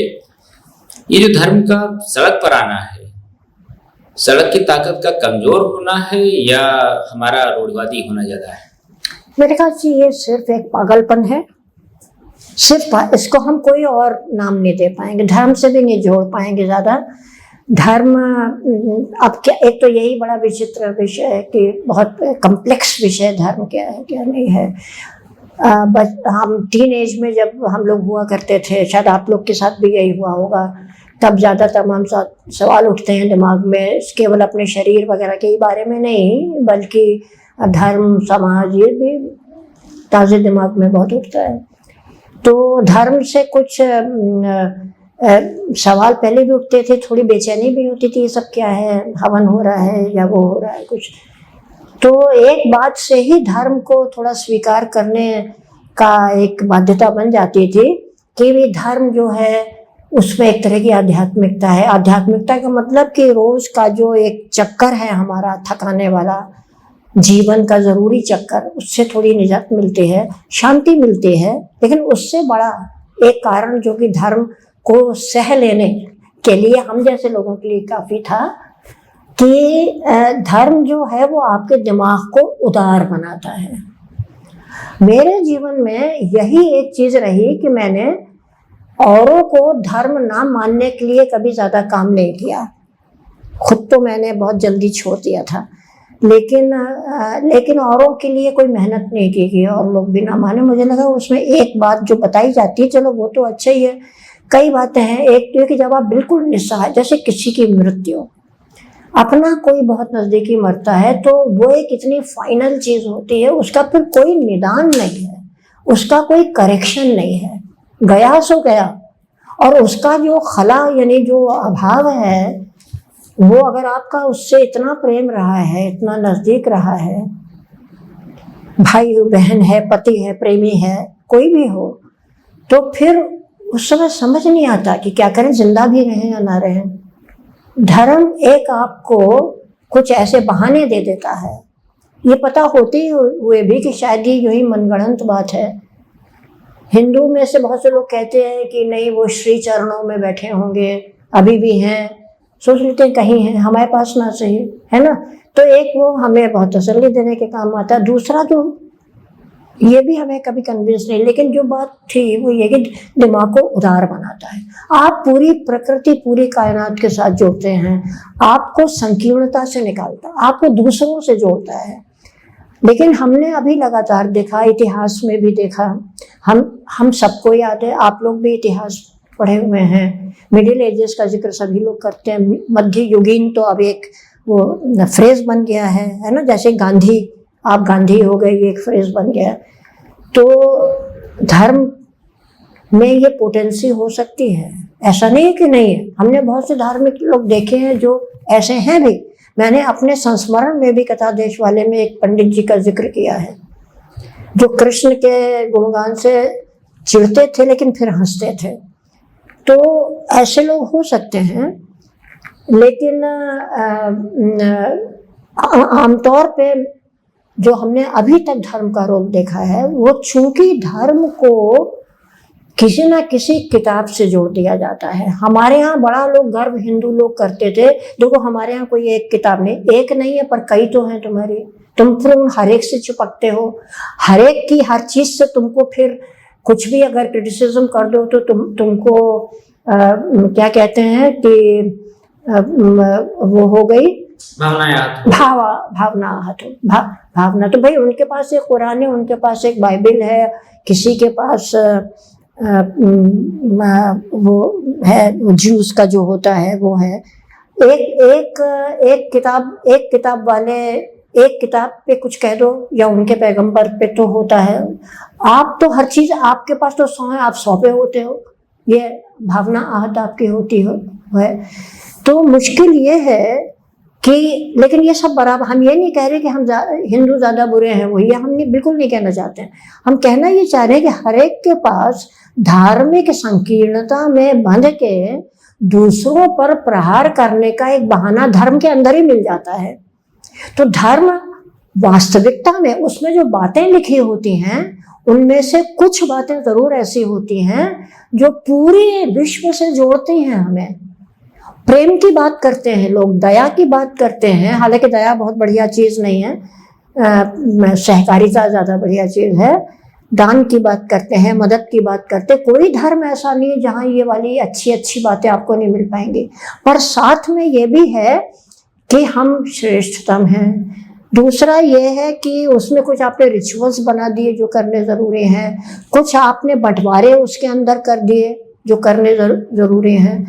तो कहीं फिर और ये है कि ये फाइनल, इसमें आप कोई परिवर्तन नहीं। ये जो परिवर्तन ना कर सकने वाली बात है, समय के साथ ना चल सकने वाली बात, जो कह गए सो कह गए, हमारे नबी साहब जो कह गए सो कह गए भैया, जो पुराणों में लिख गया सो लिख गया पुराणों में और स्मृतियों में। अब आप कुछ नहीं कर सकते, आप कुछ कहेंगे तो फिर हमारी भावना आहत हो जाएगी।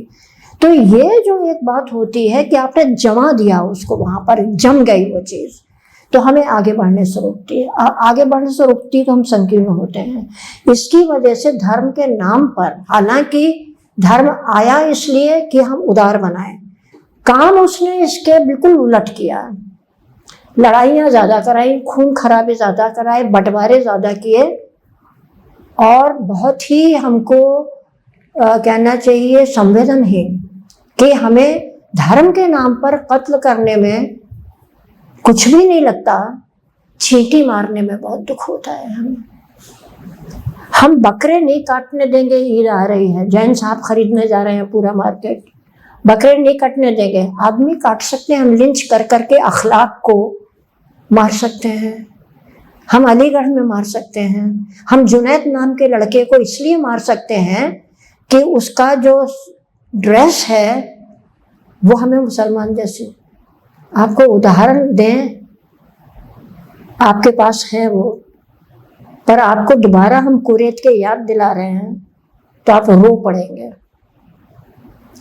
तो धर्म के मामले में मैं ये कहती हूँ कि लोकतांत्रिक मूल्यों को दिल में बसाने की वजह से, लोकतांत्रिक देश में मेरा पक्का ये मानना है कि हर नागरिक का अधिकार है वो जिस तरह का धर्म विश्वास व्यक्तिगत जीवन के लिए मानना चाहता है वो माने, जिस तरह का पूजा पाठ करना है अपनी शांति की करे, पर वो व्यक्तिगत स्तर पे होना चाहिए, नंबर एक। दूसरा ये कि जो लोकतांत्रिक देश नहीं है, जहाँ पर इस तरह के विश्वास को मानने की आज़ादी नहीं है, तो वो लोकतांत्रिक जल्दी से जल्दी होने चाहिए। उन देशों को मैं बिल्कुल भी अच्छा नहीं मानती, बहुत गिरी निगाह से मैं उन देशों को देखती हूँ जहाँ पर ये अधिकार नहीं है। हालांकि जो धार्मिक आधार पे बने देश हैं, पाकिस्तान वगैरह, वहाँ माइनॉरिटी को अपना धर्म मानने की आज़ादी तो है, लेकिन कुछ और कर्ब्स हैं कि वो कहाँ पर नहीं जा सकते हैं, किस तरह की बात नहीं कह सकते हैं, ईश निंदा वगैरह के बड़े कड़े कानून वहाँ पर हैं। तो धर्म के लिए ये छूट को मैं मानती हूँ, लेकिन ज़रूर एक बात मैं जोड़ना चाहूँगी कि चूंकि अभी तक मैंने ये पाया है कि धर्म हमें जड़ बनाता है। धर्म चूंकि एक बहुत पहले कही गई बातों को अल्टीमेट सत्य के रूप में ट्रीट करता है, इसलिए, और ये मैं गलत मानती हूँ। हर जनरेशन के, हर समय के नए सत्य होते हैं और पुराने सत्यों से हमें उनके तालमेल, सत्य रिलेटिव होता है ये मैं नहीं कह रही हूँ, पर नए सत्य आते हैं हमारे सामने, नई ज़रूरतें सामने आती हैं।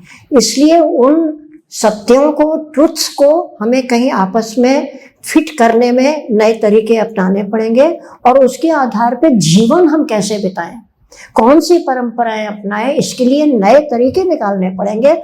हर जनरेशन को अपने लिए नए तरीके निकालने पड़ेंगे। वो जो जड़ता है धर्म में कि वही तौर तरीके, वही पूजा के तरीके, वही हमारे आइकॉन्स होंगे, वही हमारे चित्र होंगे और वही तरीके होंगे, ये मुझे लगता है कि जड़ बनाना है। धर्म अगर एक अच्छी बात है तो वो जड़ नहीं बनाएगा, हमें गतिशील बनाएगा। हमें ज़्यादा अपने जीवन के प्रति ईमानदार बनाएगा। नहीं तो यही होगा कि सुबह हमने जल्दी जल्दी भजन कर लिया या नमाज पढ़ ली, फिर आके हम घटतौली करने लगे, दुकान पर बैठ के झूठ बोलने लगे, धोखा देने लगे, और फिर हम लिंचिंग करने लगे, धर्म के नाम पर हम लिंचिंग करने लगे। यही सब होगा। तो सबसे बड़ी बात, मैं धर्म की क्रिटिक भी चाहती हूँ कि समाज में पेश हो, इसकी आज़ादी हो, इसकी आज़ादी हो कि हर कोई अपना धर्म अपना सके, लेकिन साथ ही इसकी भी आज़ादी हो कि धर्म की क्रिटिक करने वालों को तंग, उनको भी आज़ादी हो धर्म की क्रिटिक करने का। क्रिटिक कहाँ तक एक क्रिटिक है, वो केवल एक बातचीत का तरीका है, हम अपनी बात दूसरे को रख करके उस पर गौर कराना चाहते हैं, और कहाँ वो केवल उनको ह्यूमिलिएट करने, उनको शर्मिंदा करने और उनको पस्त करने का तरीका है। इसका भेद हमें भाषा से समझ में आ जाता है, और उसके लिए कानून ऑलरेडी हैं हमारे पास, उनको ईमानदारी से अप्लाई किया जाए। पर धर्म की क्रिटिक जो हमारे यहाँ कभी ठीक से नहीं होने दी गई, थोड़ी बहुत आज़ादियाँ पहले थी जो 11 साल से और भी नहीं है। अब 11 साल से जो हुआ है वो ये है कि आप कुछ धर्मों की क्रिटिक अश्लील तरीके तक भी कर सकते हो, लेकिन कुछ धर्मों के बारे में आप रैशनल बात भी नहीं कर सकते हो। तो ये जो बेईमानी है, ये जो पूरे इंतजामिया की बेईमानी है, स्टेट की, राज्य की बेईमानी है, दोहरापन है, ये तत्काल खत्म हो। तत्काल हो नहीं सकता हमारे कहने से पता है, पर मांग हमारी यही है कि वो खत्म हो, और धर्म की शालीन एक वाद विवाद के अर्थ में और छल बल के अर्थ में नहीं ये हो, और हम ज़्यादा से ज़्यादा रैशनल बने, संबंधों के बारे में ज़्यादा से ज़्यादा हम गैर रैशनल बने। मतलब मोहब्बत करें तो रीज़न के बिना करें, हम मोहब्बत लोगों की मदद करें बिना रीज़न और कारण तलाशे हुए करें, हम करें मदद। तो जो हमारा भावात्मक पक्ष है उसमें कोई रीज़न ना हो, उसकी खुली छूट हो हमारे पास। नहीं तो होता कि तुमने क्या कोई पोस्ट डाली है, आप तब नहीं बोली तब बोले। अब उसके तमाम जवाब हैं हमारे पास कि तुम कहाँ बोले भाई, उसके लिए भी हिंदुओं के लिए नहीं बोले, मुस्लिम के लिए बोल रही है। भैया हिंदुओं के लिए भी हम ही बोले, तुम कहाँ बोले। जो लोग ये हम लोग को हमेशा जवाबदेही मांगते हैं, उनमें से एक भी जिनको हम जानते हैं पर्सनली, उनके सबके बारे में हम इवन कोर्ट में ये साबित कर सकते हैं कि ये हिंदू लड़की का भी बलात्कार हुआ तो उन्होंने उंगली नहीं हिलाई, कुछ नहीं किया इस बंदी ने, और हमको गाली दे रही है अगर हम किसी मुस्लिम लड़की के लिए खड़े हुए। हिंदुओं के लिए भी हम ही खड़े हुए, मुस्लिम के लिए भी हम ही खड़े होते हैं। तुम कहीं नहीं खड़े होते, तुम सिर्फ ट्रोलिंग करते हो। तो ये बदलना चाहिए, और धर्म के नाम पर ये बंटवारा नहीं होना चाहिए। धर्म का उपयोग तो आज़ादी के आंदोलन के दौरान भी किया गया, और आज़ादी के बाद अगर हम देखें तो पंडित नेहरू ने कहा था कि नए मंदिरों की बात की थी। कौन से नायक हैं जो आपको आज़ादी के आंदोलन के जो आपको याद आते हैं, और जिनसे हमारी एक रवायत जुड़ती है आज के समय को समझने के लिए? देखिए, मुझे लगता है कि अगर उस तरह की हमारे पास ताकत होती, चूँकि ब्रिटिश आए थे बाद में, वो जिस तरह के टैंक वगैरह लाए हमारे पास नहीं थे। वो टैंक से उड़ाते थे, हम तलवारों और भालों से लड़ते थे, तो वो बराबर की नहीं थी। और कितने ही ट्राइबल एरियाज में तीर कमानों से, हमारे यहाँ उदा देवी की अभी भी मूर्ति लगी हुई है, तीर कमानों से उन्होंने किया। नहीं, वो उनके लिए कहते हैं पिस्टल थी उनके पास, लेकिन बहुत सी इसकी ट्राइबल औरतों और आदमियों के किस्से हैं, बहुत से आदमियों के भी हैं, वो जिनके नाम पर देखिए वहाँ है बिरसा मुंडा। हाँ, बिरसा मुंडा, तीर कमानों से उन लोगों की लड़ाई थी। तो उस लड़ाई में गैर बराबर सामर्थ्य होने की वजह से बहुत सारे चीज़ें अपनाई गई जो मुझे लगता है ना होती तो बेहतर था।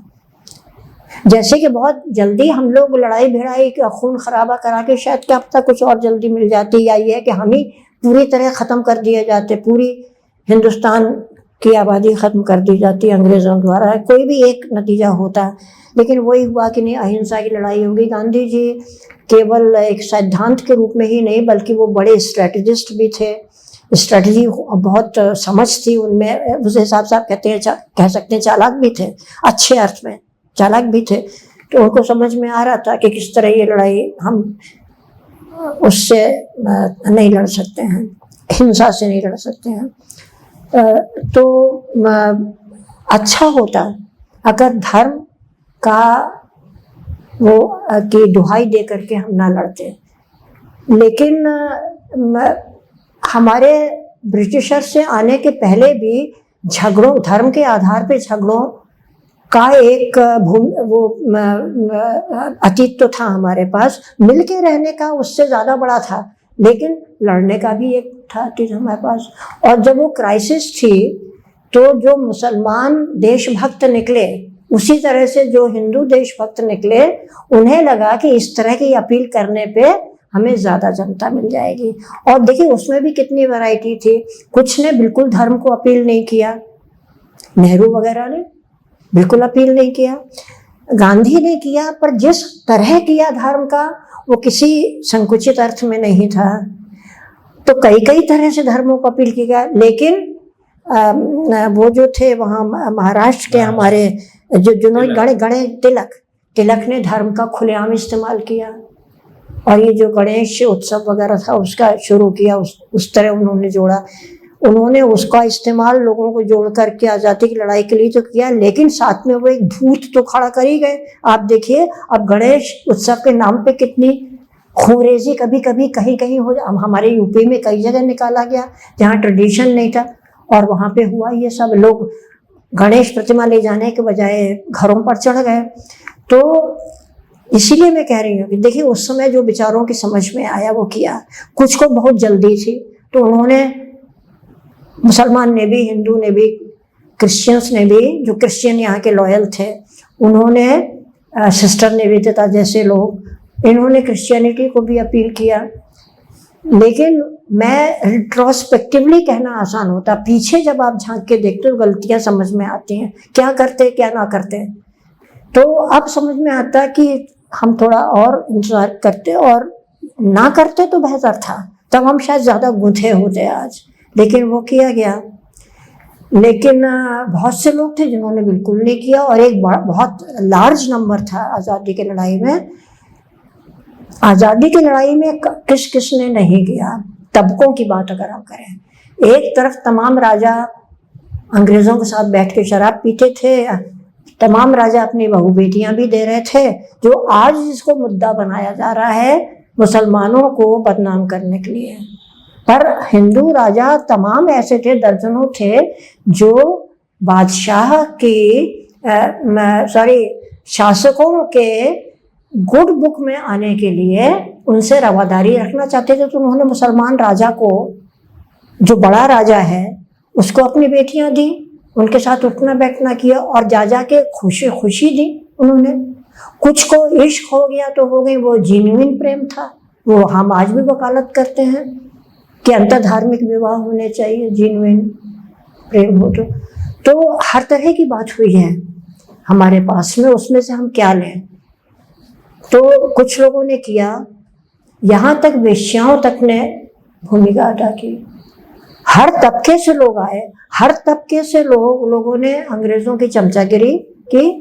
उन्हीं तबकों से लोग लड़ने भी आए उनके खिलाफ, हर जगह से आए। भगत सिंह को छिपा के रखा वेश्या ने जब पुलिस उनको खंगाल रही थी। तो वो आपको हमेशा इतिहास में मिलेगा। लेकिन मैं दोहराऊंगी इस बात को कि अगर धर्म की अपील किए बिना देश जो है, हालांकि उस समय देश बना नहीं था, राजा थे, लेकिन ये कहते हैं कि इस भूभाग का हिस्सा जो है, जो राजा मिलजुल के रहते आए हैं, वो मिलकर के लड़ेंगे, क्योंकि ये बिल्कुल ही बाहर से आए हैं। हम लोगों ने आपस में रिश्ते किए हैं, तो शायद लेकिन नहीं सोच पाए उस समय। अब जो नायक की बात है, तो देखिए गांधी, नेहरू, सब लोग कहते हैं, मैं उतना ज़्यादा गांधीवादी नहीं हूँ जितना गांधीवादी हैं, तो मैं अनक्रिटिकली गांधी को नहीं देख पाती।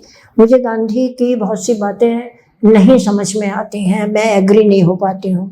बहुत सी बातें गांधी जी की जो मैं एग्री नहीं कर पाती, बहुत से उनके काम हैं जो मुझे ठीक नहीं लगते कि किए उन्होंने, लेकिन उससे ज़्यादा बहुत सी चीज़ें हैं जो मुझे गांधी की ठीक लगती हैं। इसलिए मैं अपने को गांधी की विरासत में भी मानती हूँ। विरासत में रखने का मतलब नहीं है कि आप उनकी हर बात माने, लेकिन हम वहाँ से प्रेरणा ले लेते हैं। कुछ बातें हमें गलत लगती हैं, हम उनको तिरस्कार कर देते हैं, लेकिन हम उनसे कुछ बातों में प्रेरणा ले लेते हैं। उसी तरह से नेहरू में हमें बहुत कम बातें दिखती हैं जो हम ना एक्सेप्ट कर पाए, क्योंकि आप अपने हिसाब से खंगालें भाई आपको जो पसंद आता है, तो हमको नेहरू में ज़्यादा चीज़ें पसंद करने वाली मिलती हैं, गांधी में थोड़ी कम मिलती हैं पसंद करने वाली। सुभाष चंद्र बोस का तो बहुत थोड़ा रहा हिस्सा ही, और पता भी नहीं चला उनका बाद में। तो सुभाष चंद्र बोस भी हमें प्रेरित करते हैं। उनकी जो आज़ाद हिंद फौज की, हमारी तो लक्ष्मी सहगल जी बड़ी अच्छी मित्र रहीं, क्योंकि उनके साथ उठना बैठना मेरा बाद में भी, वो तो अभी कुछ चंद साल पहले ही वो उनका निधन हुआ है। तो ये अतिवादिता होगी कि आप किसी को पूरी तरह खारिज कर दें, किसी को पूरी तरह कहीं से अब हम इनके भक्त होना एक बुरी चीज़ है, बहुत बुरी चीज़ है भक्त होना। तो उस तरह से तो हम अगर नेहरू को और ज़्यादा पढ़ें तो हमें कुछ खराबियाँ वहाँ भी शायद मिल जाएंगे, पर हम नेहरू हमें सबसे ज़्यादा ठीक मालूम देते हैं उस तरह के नायकों के बीच में। और वैसे तो बड़ी लंबी फहरिस्त है, छोटे जिनका कि बहुत नाम नहीं हो पाया, पर अपनी अपनी जगह जिन्होंने बहुत किया भी। हमारे शिव वर्मा साहब जो कानपुर के थे, उनसे भी वो काफ़ी समय तक जिंदा रहे, हम लोग की मुलाकातें हुई हैं। और हमारी जैसी उम्र के होने के बाद भी अपने वो धोती और कमीज़ पहनते थे, तो अपनी धोती का किनारा एक एक किनारा करके साफ खुद बैठ के करते थे, वो इतने कर्मठ थे वो। तो शिव वर्मा है। भगत सिंह मेरा बहुत बड़ा आदर्श है, और वो जो था उनका वो करने का जो बम फेंकने वाली बात, उसको हम उनके जीवन का, उनकी सोच का एक बहुत छोटा पहलू मानते हैं, जिसको हम रिजेक्ट करते हैं। और मानी बात है, वो इतना छोटा बम था, उन्हें पता था कि इससे कुछ नुकसान नहीं हो रहा है। जैसे अभी कुछ लड़कियां बेचारी अरेस्ट हो गई हैं, अब तो क्या 2 साल हो गया उनको या 1 साल हुआ है, जिन्होंने रंगीन वो गैस अभी पार्लियामेंट में छोड़ी थी, याद है? जी। ऐसे ही लोग हैं थोड़े। अपना उम्र ही क्या थी भगत सिंह की, भाई 25 या 26 साल में तो लड़का चला गया बिल्कुल, और लिख इतना गया जो 90 साल की उम्र तक कोई जिए तब लिख पाए, लिख इतना गया वो। तो भगत सिंह मेरा बहुत बड़ा आदर्श है। बस वो बम की बात हटा दें, वो भी हम कोई बहुत बड़ी गुनाह नहीं मानते, बहुत हल्का था, उसे पता था कोई मरेगा नहीं, तो कोई हिंसा वो वाकई करना नहीं चाहता था। मुझे तो ऐसे ही लगता है, ज़्यादा जिंदा नहीं रहा, नहीं तो वो लिखता ज़्यादा और बताता इसके बारे में। और महात्मा गांधी को लेके लोग उसका बहुत दुष्प्रचार कर रहे हैं। महात्मा गांधी ने भी कभी आशीर्वाद था उनको, ऐसा नहीं था।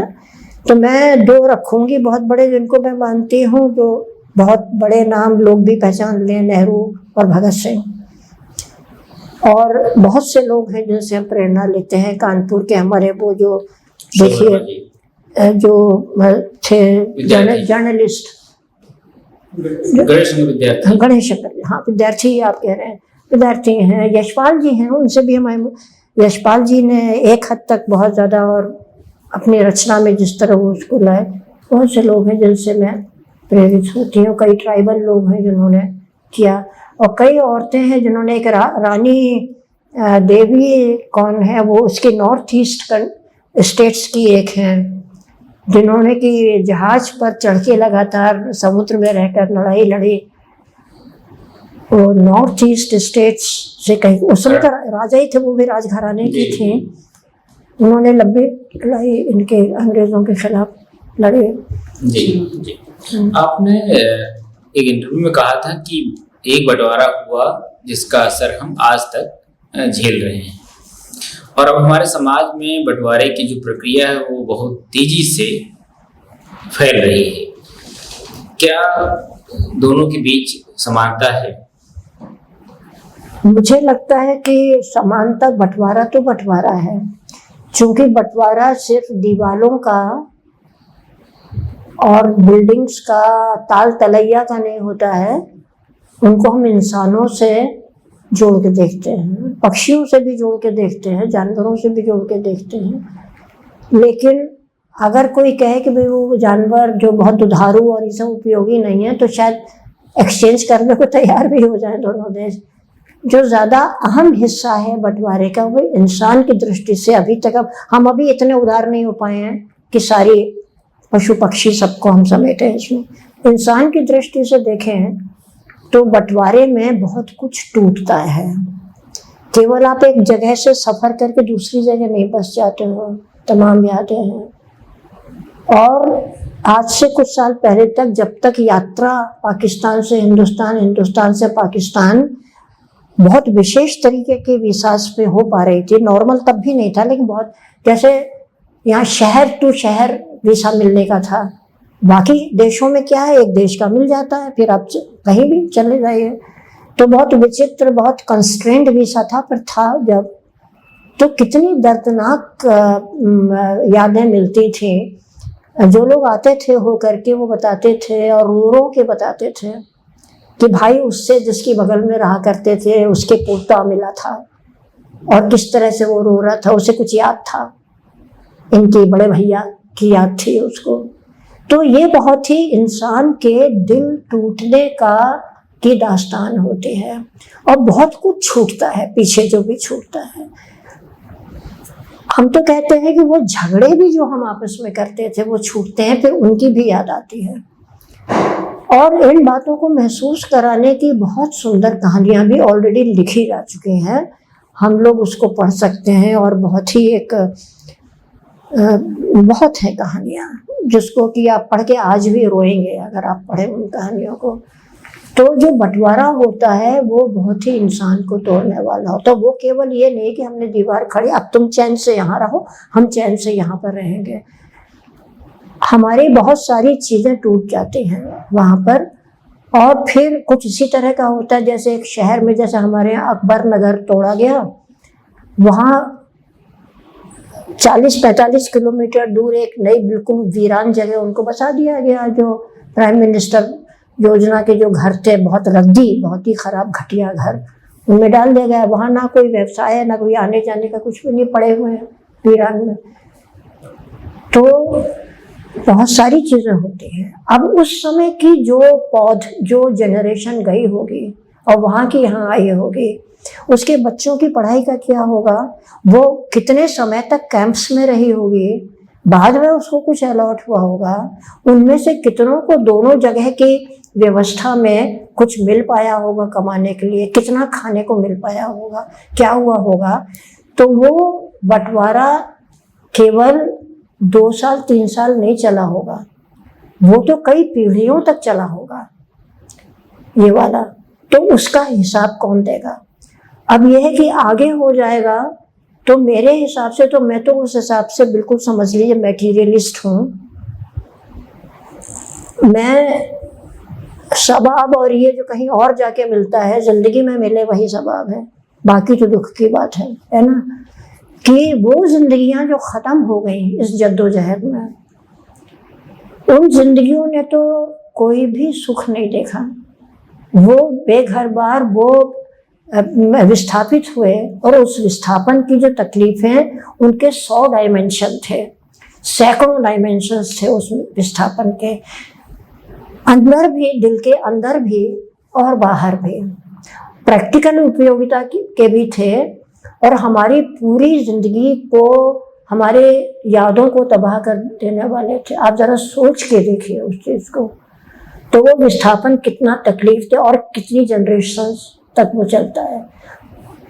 लेकिन फिर भी हम कहेंगे कि एक बार जब आपने 2 देश बना लिए, तो चलो अब हम इस देश के हो गए, 2 जनरेशन से सहा, तीसरी जनरेशन वहां पे एक स्वाभाविक रूप से अपना देश मान के रह रही है। लेकिन जब बंटवारे अपने घर को अपने देश के 2 हिस्से किए बिना जब होते हैं, तो प्रैक्टिकली वो हम हो गए पराए। आप यूं सोचिए कि हम पड़ोसी के यहाँ जाएं और वो हमें, भाई ये खाने का समय, अब तुम जाओ अपने घर, बच्चा भी अपमानित ऐसा नहीं करता है, लेकिन वो थोड़ी देर रहता है, फिर वो और फिर उसे ये भी लगता है कि हाँ है तो दूसरे का घर है ना, वो खा रहे थे करना। फिर माँ बाप से कहेगा तो माँ बाप समझाएंगे बच्चा वो खा रहे थे, खाते समय थोड़ी जाते हैं किसी तरीके हैं उसके चोट को सहलाने के लिए, और वो भी समझता है उसके पीछे एक रीजन है, एक बात है, एक आधार है। लेकिन जब आप किसी को बिल्कुल पराया कर देते हो, उसके लिए एक दूसरा कानून चलाना शुरू कर देते हो जो कानून आपने बनाया भी नहीं, तो वो परायापन उसका जो है आप महसूस करके एक बार देखिए किस तरह ये उसी तरह है जैसे घर में एक बच्चा होता है जो हर समय थप्पड़ ही सहता हो, जो हर समय बच्चा घर में ये सुनता हो कि बड़ा भैया तो बहुत अच्छा ही, छोटा वाला बहुत उद्दंड है, बहुत झूठ बोलता है, बहुत बदतमीज है, उसे जिंदगी में कभी सुनने को नहीं मिलता कि कितना प्यारा बेटा है। वो वही बनेगा, और ना बन पाया तो वो जिंदगी हार बैठेगा। और मैं सच बताती हूँ कि my heart really goes out to all those. ये सिर्फ मुसलमान का सवाल नहीं है, हिंदुओं में एक पूरा सेक्शन है जो आज ये सोच रहा है। हम सेक्युलर लोग, हम लोगों को क्या नहीं कहा जाता है, हम लोगों को कितनी गंदगी झेलनी पड़ती है, जो चीज हम कभी सोच भी नहीं सकते थे। हम में से बहुत से लोग ऐसे हैं जो टेढ़ी भौनी देख सकते थे, इतने खुददार थे हम लोग। और हम पर्सनली मैं आपको बताऊं कि मैं तो अपने चांसलर से झगड़ा करके और पटक के कागज उनके ऊपर आई हूँ। हम में से कुछ लोग ऐसे भी रहे हैं कि अगर सही हैं तो हम चाहे जितनी ऊंची कुर्सी पे बैठे हो हम नहीं सहे हैं, लेकिन आज सिर्फ हमें चूंकि काम करना है समाज के बीच में, इसलिए हम आपकी अश्लीलता भी, आप हमारे माँ बाप तक जा रहे हो, आप हमारे ऊपर यौनिक हिंसात्मक डिस्कोर्स कर रहे हो, और कितने के ऊपर नहीं किया। मिस्री साहब जो हमारे क्या नाम ये रक्षा मंत्री हैं, ये कौन से धर्म के हैं? मुसलमान तो नहीं है, क्रिश्चियन भी शायद नहीं है जहां तक मुझे पता है, ज्यू भी नहीं है, मेरे ख्याल से ये हिंदू ही हैं। लड़कियों के नाम से हिंदू ही मालूम देती हैं लड़कियां। और इन्होंने चूंकि इन दो कर्नल्स को बिठा करके वो की और सोफिया की तारीफ में बात की, मिस्री की लड़कियों को रेप की हजारों धमकियां सोशल मीडिया पे मिले। और जब किसानों का आंदोलन चल रहा था तो एक सरदार जी जो भूतपूर्व सैनिक थे, ऊंची पोस्ट पे रहे थे आर्मी के, उनकी बेटी मेहर याद है आपको, वो सिर्फ एक बार बेचारी, और टीन एज की लड़की, कम से उम्र की, बस एक किसानों के पक्ष में वो लेके खड़ी हो गई थी, उसको रेप की सैकड़ों धमकियां मिल रही। यहाँ हर लड़की को रेप की धमकी मिल जाती है, और हमारी लिस्ट में है 50 लड़कियां हैं, औरतें हैं जिनको फौरन रेप की, और हम लोग बूढ़े लोगों तक को मिलती है सोशल मीडिया पर, सिर्फ इसलिए कि आप असहमत हैं। मैंने ना तो हिंदू धर्म के खिलाफ कुछ लिखा है, ना हिंदुओं के खिलाफ, इवन जो ऊपर बैठे हैं उनके खिलाफ भी नहीं। एक रीजन की बात कही कि ऐसा है तो ऐसा क्यों नहीं।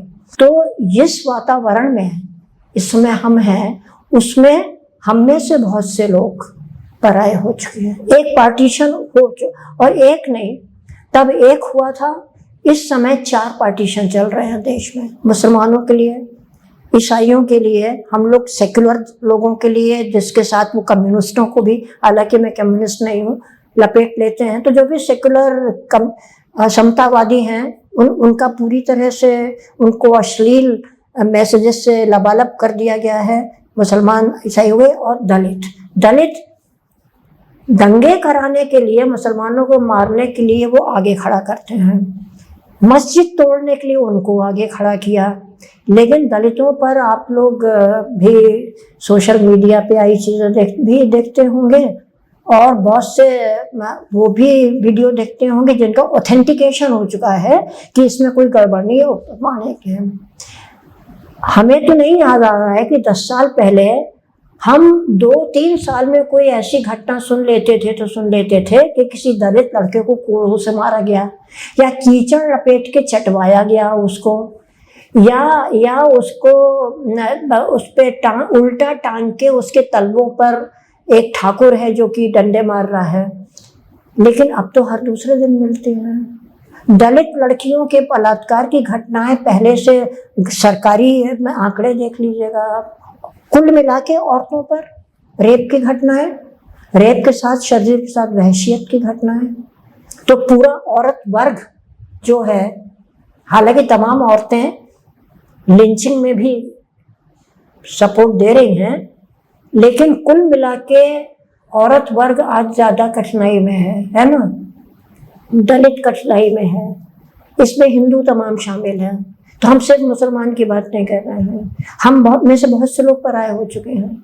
जो भी समता की बात करेगा, जो भी मिलके, दो बातें हैं, समता की बात मत करो, बराबर हो ही नहीं सकते।